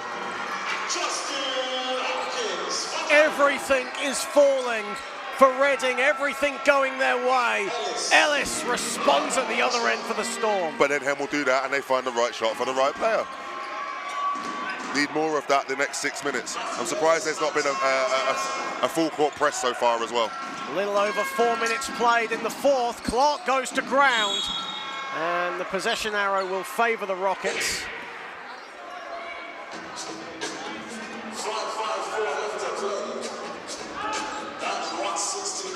And just seeing the picture there, Clark and Ellis having a quick chat. And here is Clark on the ball. Clark looking for Portman. The ball goes out of bounds. It will go to Hemel.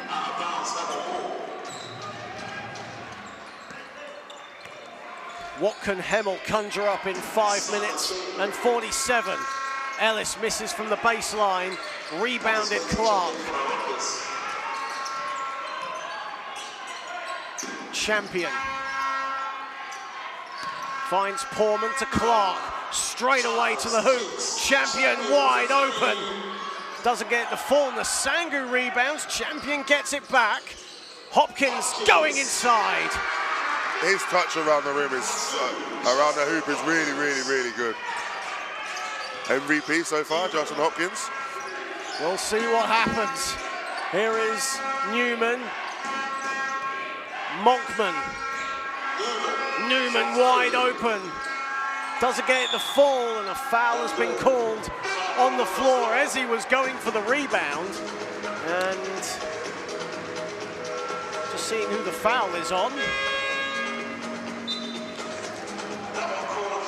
And it's on Matt Ellis. That'll be his 3rd foul. As Victor Olarerin checks in and Mitch Clark heads to the bench. Simon Chamberlain also back in, and Tyler Sangu will come in, and that gives Reading a bit more of a perimeter threat. It really does. Spaces the floor out for them, which means that the bigs for Hemel are going to have to move their feet. Champion. 10 to shoot. Champion loses the ball, still has it. 7 now on the shot clock. Chamberlain, it's a scrappy offense from Reading, and the referee has blown his whistle. And the foul, I believe, is on Darien Nelson-Henry, and that'll be his second foul.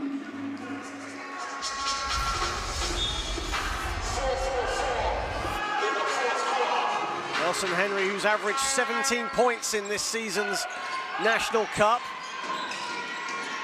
Here is Poorman. 4 to shoot. Hopkins, good defense, but a foul has been called on Nelson-Henry. Hopkins, I don't think, was aware that the shot clock was winding down, had a step back 3.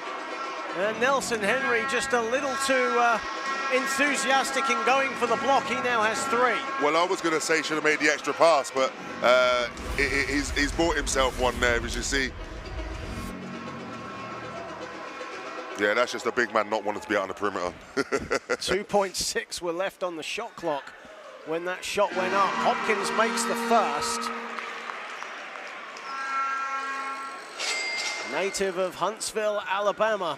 Justin Hopkins, first season with the Rockets. Of course, spent last season with the Newcastle Knights under Mark Elderkin.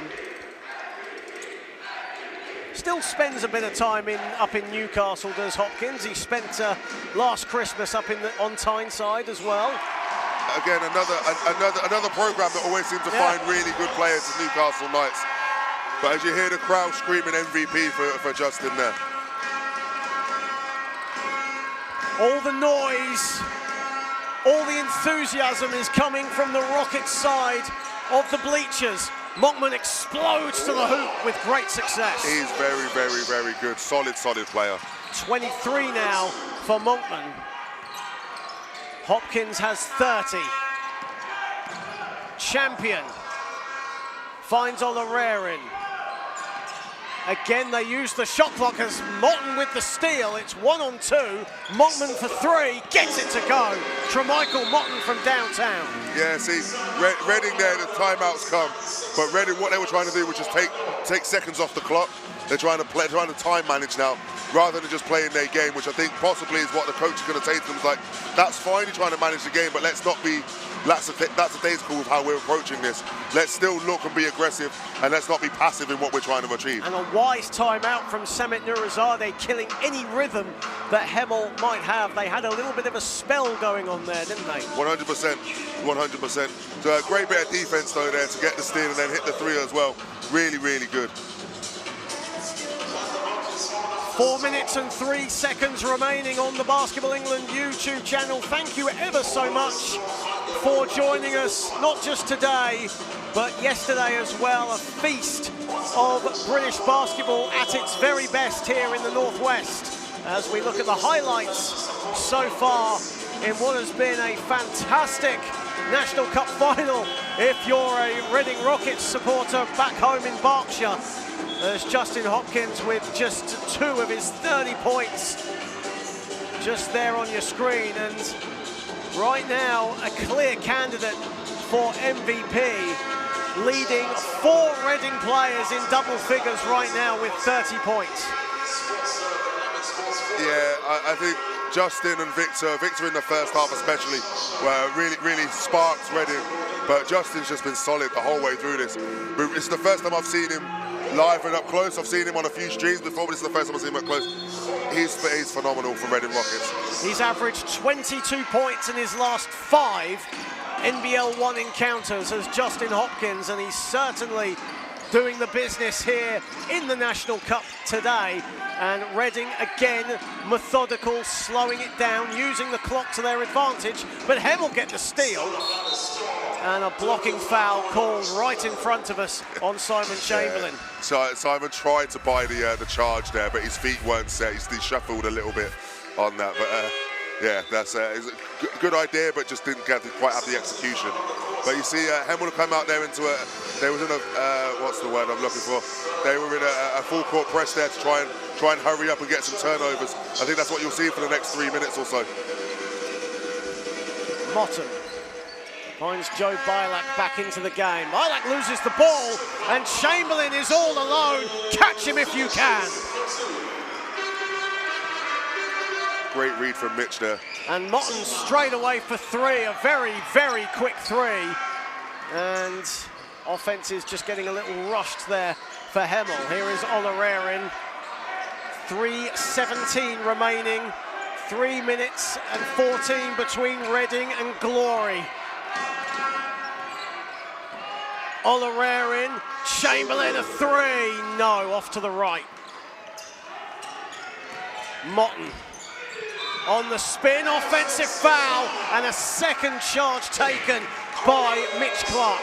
And again, you see the difference between Simon's foul call and Mitch's charge call there. The difference was Mitch got himself in position, had his feet set, and then took the contact and then did the charge. Fantastic from Mitch Clark there. Should be a highlight tape for him just taking charges. Well, we've seen it all season long with the Reading Rockets. His last 6 home games at Loddon Valley, he's actually taken 1 charge per game. Fantastic. There's your stat line of the day. That's a great stat.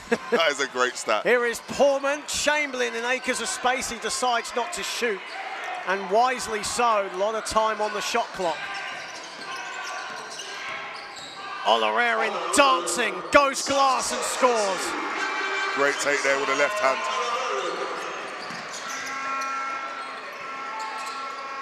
Ezzy goes to the hoop, and a charging foul has been called, and defensive foul, a blocking foul has been called. That's on Justin Hopkins. Well, didn't have his feet set, was inside the charge circle. It's one of those ones. Vernon's a strong boy as well, so he's going to absorb all that contact and still try and finish through it. 30 points, 10 of 15 from the field for Justin Hopkins. That is his first foul of the game. And a good moment coming up for the Rockets fans as Isaac Spurrier will check in to the game momentarily with 2:29 remaining, and the Rockets up 100-75.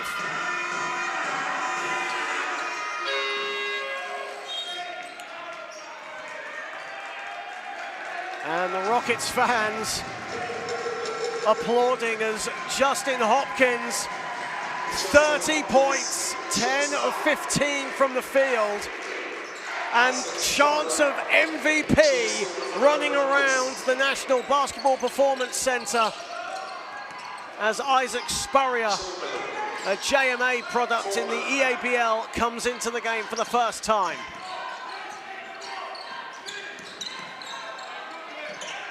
Clark to Portman. Olarerin a three, dagger. And Victor Olarerin says goodnight to the Hemel Storm. Ball goes out of bounds, it will stay with Hemel. But 1:54 remaining. It's been a fantastic performance from the Rockets, hasn't it? Fantastic performance. Again, the young son heroes. Oh, Sam Newman, you cheeky boy. You cheeky boy, Sam. But again, going back to the Reading Rockets, the young son heroes so far today for me. Defensively, Zane Portman's been really, really good. Simon, when he's come in, has been really physical. He added to the physicality that was being set by the starters from the Reading Rockets. But Reading have just come out and just lay down a marker, I think, for the rest of the season as well. There's National Cup champions, fine, but there's still a long way to go for the rest of the season. You've got the playoffs as well. It's been a really, really, really good for them, really good the way that they've laid down this marker. And more substitutions coming for the Rockets. George Clark getting the Reading fans on their feet. He comes in for the first time, as does Adam Coxon. So it's a great moment here to end this game. 3 current JMA players on the floor right now, and a great moment for Adam Coxon, a former Myers Co. junior here in Manchester, as Mitch Clark gets the score. Great little inbounds play there. But yeah, it's great to see Academy products being part of the D1 setup here at Reading Rockets. It's really good to see the JMA boys be able to get some minutes in the National Cup final. Newman to Ezzy. Ezzy a three, gets it to go. All a consolation now for the Storm, whose love affair with this venue will hit a sour note to start 2025. it'll be interesting to see how they react to their first loss in a long, long while now, how they react now for the rest of the season. Could it be the start of a couple of more losses, or will it be the wake-up call they needed to be able to push on and kick on for the rest of the season?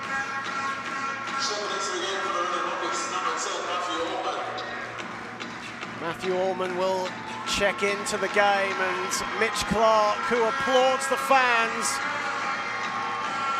will come out. There's now Samit Nurizadeh using all of the bench for the Rockets. As Zane Porman heads to the line, Reading will be back in action next Sunday afternoon. They'll take on the Derby Trailblazers, and for the Hemel Storm, they'll return home to face the Worthing Thunder. As Zane Porman misses the second, and Spurrier fouls Monkman.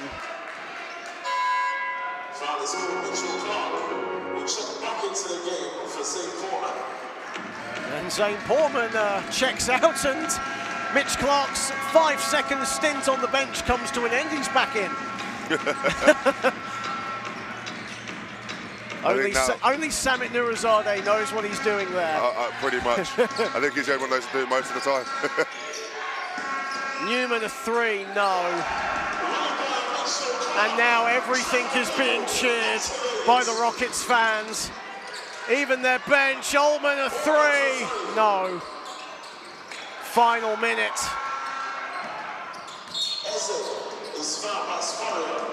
And after losing here this time last year to the Milton Keynes Breakers, Reading have regrouped and they will collect the National Cup. It'll be their first trophy in 11 years.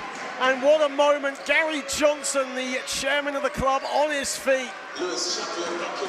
A guy who's only just come out of surgery as well in the last month. He is fit and well, and he wouldn't miss this for the world, as would the whole Johnson family.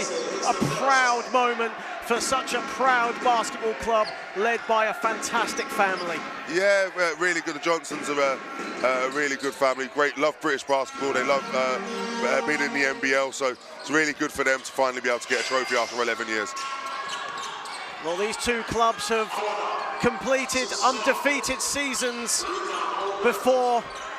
Most notably the Hemel Storm 41-0. Reading were 36-0 back in 2007 as Coxon's three is blocked by Monkman. Yeah, Monkman's taking it personal that he's got an academy kid on him. He's played defense really strong twice there.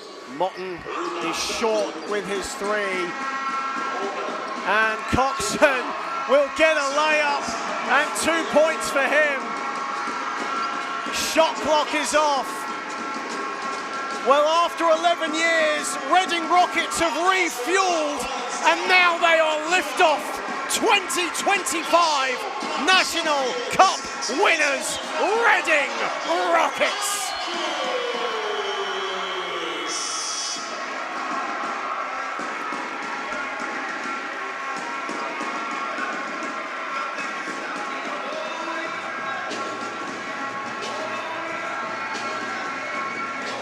Scenes of jubilation, scenes of happiness.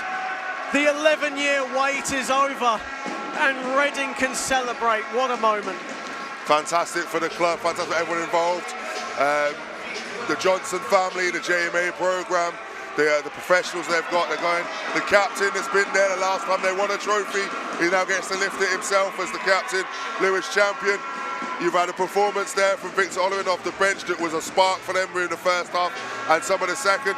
Justin Hopkins has just laid down a mark and say that he's the guy for Reading. Mitch Clark didn't have a great shooting day, but did everything else right. And then some fantastic other pieces as well. That just solid performance from Reading Rockets. Justin Hopkins, a game high 30 points, 10 of 15 from the field, 5 rebounds and 2 steals as well. Victor Olarerin off the bench, 20 points, 5 boards, and a triple-double as well at the end for Mitch Clark. 14 points, 12 assists, 10 rebounds, for the Australian. A triple-double, back-to-back triple-doubles now in National Cup finals for this competition. Of course, Jordan Spencer had one last season, but Mitch Clark gets one this time around. Yeah, I mean, Mitch Clark is a Swiss Army. I think he's a bit like Sam Newman. He's a Swiss Army knife. He does everything right. Defensively, puts his body on the line, does all the small things right, and he's a great linchpin for the club. But let's not take anything away from Hemel Storm. A fantastic run to the National Cup final. They are the league leaders, undefeated in NBL 1 division right now. They will be back. They will look to bounce back next week. But a great performance. It just wasn't their day. Yeah, I mean, it happens sometimes in basketball. Sometimes your shot doesn't fall. Sometimes you force a shot. Sometimes you just get rattled out of your game plan. Reading did really well today. They executed their game plan fantastically. And again, Hemel here again. They're a great ranked club.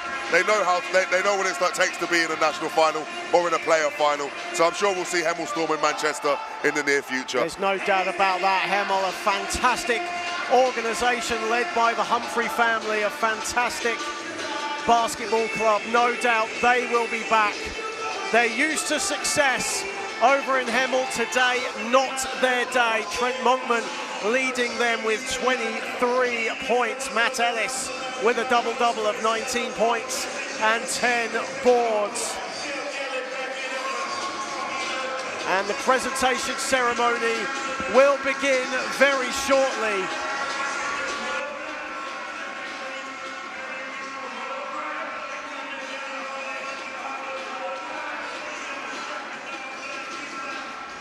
Well, it's the end of a fantastic weekend of basketball here at the National Basketball Performance Centre in Manchester. Congratulations to all the winners this weekend. The Manchester Mystics, London Stars, Kohler, Pride, Southwark Academy, or the Kohler, Southwark Academy, excuse me. The Ipswich, Endeavour Ipswich, and of course the Reading Rockets. It's been a fantastic weekend of basketball, capped off by the Reading Rockets, defeating the Hemel Storm 108-83 here today.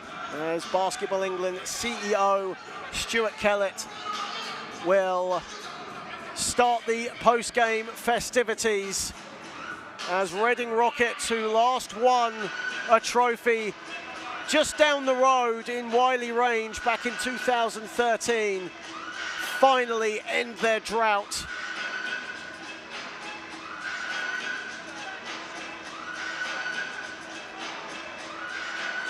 Commiserations to the Hemel Storm, but a fantastic run to the final. And as mentioned, no doubt they will come back.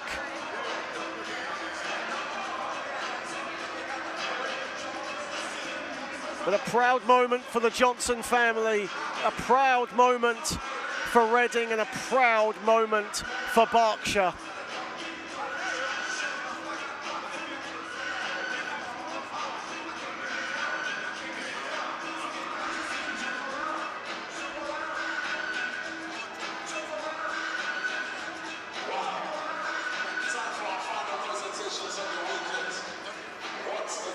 So the presentations are now underway in the Men's National Cup final.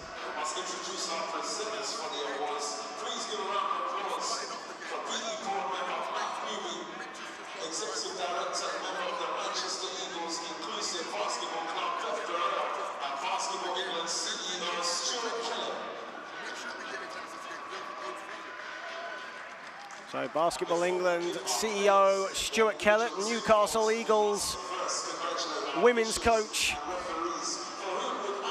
Matt Newby will present the medals for the two clubs, including the officials and the table officials as well. Kevin Kinsella, Harvey West and Luke Doe picking up their medals, as well as the table officials for today: shot clock, timer, scorer and assistant scorer Zoe Silcock, Tom Main, Katie Broom and Steve Nye.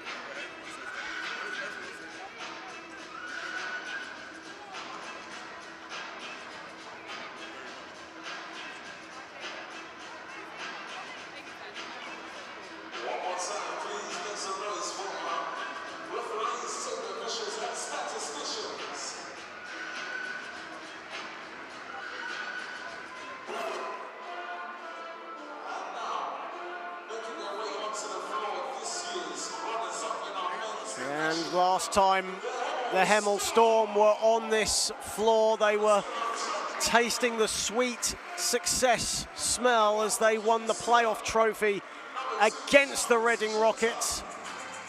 But this season, they end up on the losing side against the Reading Rockets, who exact revenge. But in the great sportsmanship, both teams exchanging handshakes, fist bumps, and it's all smiles with the Rockets and the Storm.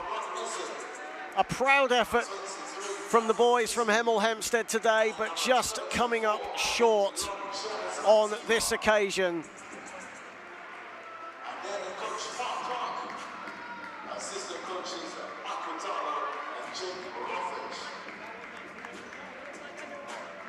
Commiserations, but congratulations at the same time for Mark Clark and his Hemel Storm team for getting to the final. Unfortunately, just coming up short here today.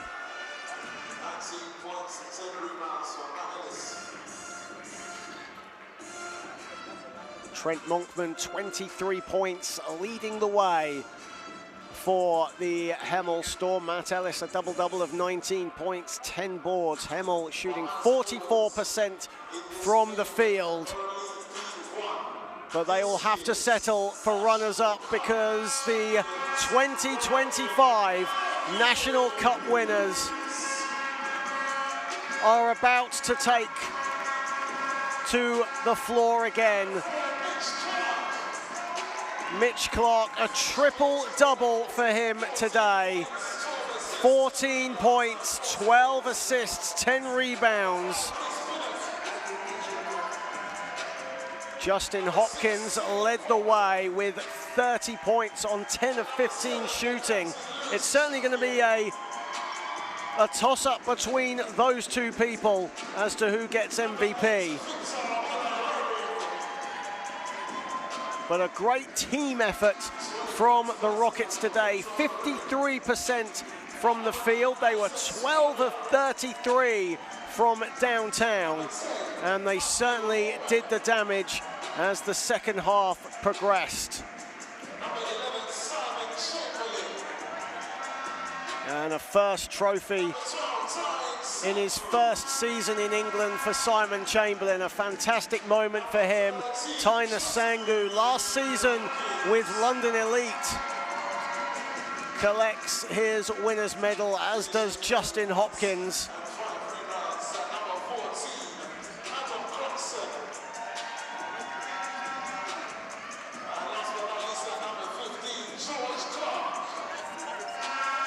And George Clark, a great moment for the JMA juniors. Isaac Spurrier, George Clark and Adam Coxon seeing some court time today. Adam Coxon getting a two-pointer as well. As Samit Nurizadeh and Matt Newby, they know each other very well, as Samit was Matt Newby's assistant coach back last decade at Leeds Carnegie.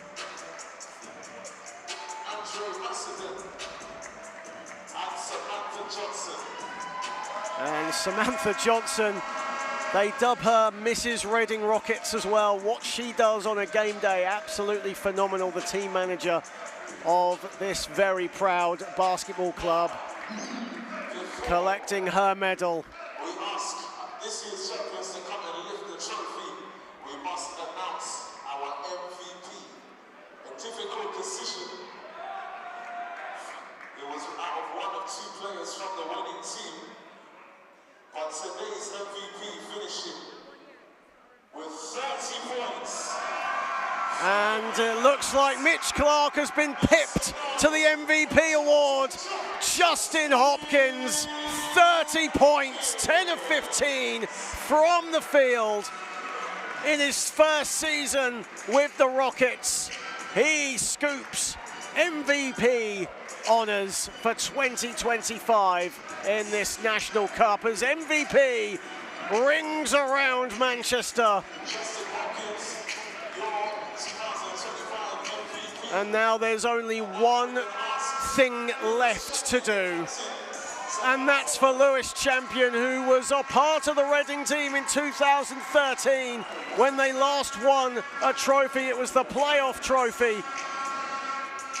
And now, in January 2025, Lewis Champion will pose for pictures, and the long wait is over. It's time to celebrate, Reading, your National Cup winners.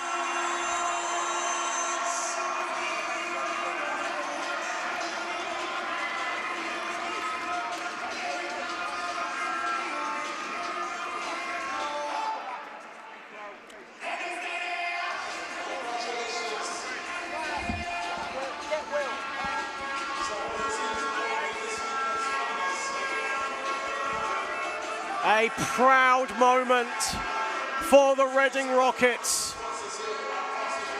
National Cup winners 2025. Congratulations to Lewis Champion, Samit Nurizadeh, the Johnson family, and everyone associated with Reading Rockets Basketball Club.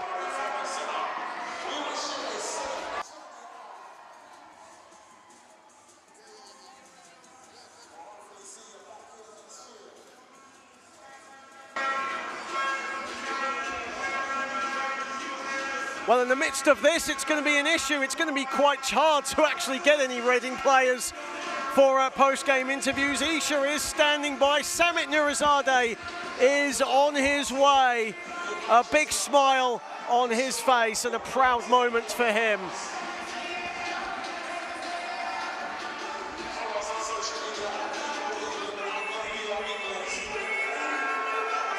As Reading continue to celebrate with their fans.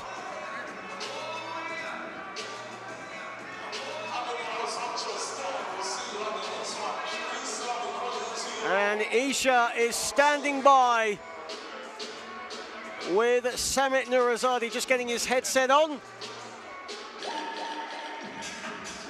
And Isha, it's all you. Thanks, John. Yeah, I'm here courtside with Coach Samit Nurizadeh. Samit, amazing win there. How does it feel to not win the first trophy in 10 years, and after coming runners-up last year? It's been well long overdue. Our great club, Rockets family, has been starved of these trophies, and I'm happy that I've been successful to bring it back to Reading again. So yeah, it feels amazing. Feels amazing. Yeah, so obviously when you played those guys in the league, you lost. How did you manage to bounce back today, and what was the game plan going in? All the credit to the guys. They listened to all the scouting reports. We worked really hard on the scouting and what kind of great players they have. You never know which one you need to be defending. On a day we shot the ball well. We stopped them, eliminated inside game, and then outside we managed to contain them. So yeah, that was the game plan. Yeah, it was a pretty close game. First half was really close. I mean, you couldn't really tell who was going to come on top. After the half-time, third quarter, you managed to open up the lead a lot. What was the talk at half-time to kind of motivate the team to do that? To keep doing what we were doing, and we were making a few mistakes in terms of running out of shooters too quick, and we were getting penetration against us. So we eliminated that, and we rebounded the ball well. So yeah, that was the key. Yeah, so you've got the win now. Only halfway through the season, though. What's going to be the plan going forward? All the same, back to normal. Tuesday practice and prepare for the next game. Always the same. Always exactly the same. All right, thanks for taking time to speak to me today, Coach, and really good job on the win. Thank you, appreciate it. Thank you, Isha. Justin Hopkins is also standing by. Momentarily, he has the game ball in hand, a winner's medal around his neck. A great performance from him today, 30 points for Justin Hopkins. The 2025 National Cup MVP is standing by with Isha. Thanks, John. Yeah, I'm here courtside with MVP Justin Hopkins. Justin, how does it feel to get that golden ball after that win? It feels great, man, knowing the history between the two teams and the run Hemel's been on, so it feels great to get that win for sure. Yeah, I mean, 30 points, amazing performance, 66% shooting. I mean, that's an amazing stat. You lost to these guys in the league. What was the plan going into the game knowing that? Just limiting their bigs. You know, they got great size out there, so we just try to limit that, keep them out of the transition, and just play our game. Yeah, it was quite a close game to start off with, but kind of in the second half, you guys kind of broke away from them. What was the thoughts from within the team? What were you saying to each other to try and push each other through the game? Just stay aggressive, man. Even with that lead that we gained, and just stay aggressive. You know, keep it running transition, rebound well, and just stay aggressive. All right, thanks for taking time to speak to me today. Good job on the MVP and good job on the win. Thank you, guys. Thank you. Thank you very much, Isha, and that concludes a fantastic weekend of basketball action here at the National Basketball Performance Centre in Manchester. Congratulations to the Reading Rockets. Congratulations to Endeavour Ipswich Basketball on the Senior National Cup victories here today on a fantastic Super Sunday of action. And congratulations to Cola. Congratulations to the London Stars. Congratulations to the Manchester Mystics on your Junior National Cup victories at under 16 and under 18 level. It's been fantastic having you here on the Basketball England YouTube channel, but we leave you with the Reading Rockets celebrating in front of their fans. It's going to be a celebratory trip back to Berkshire, but a happy one for those guys. But for now, my thanks to Kaz Bullock, my thanks to Adam Masters, my thanks to Hannah Alty, Will Reed, Isha Nair. I've been John Hobbs. Goodbye, everybody.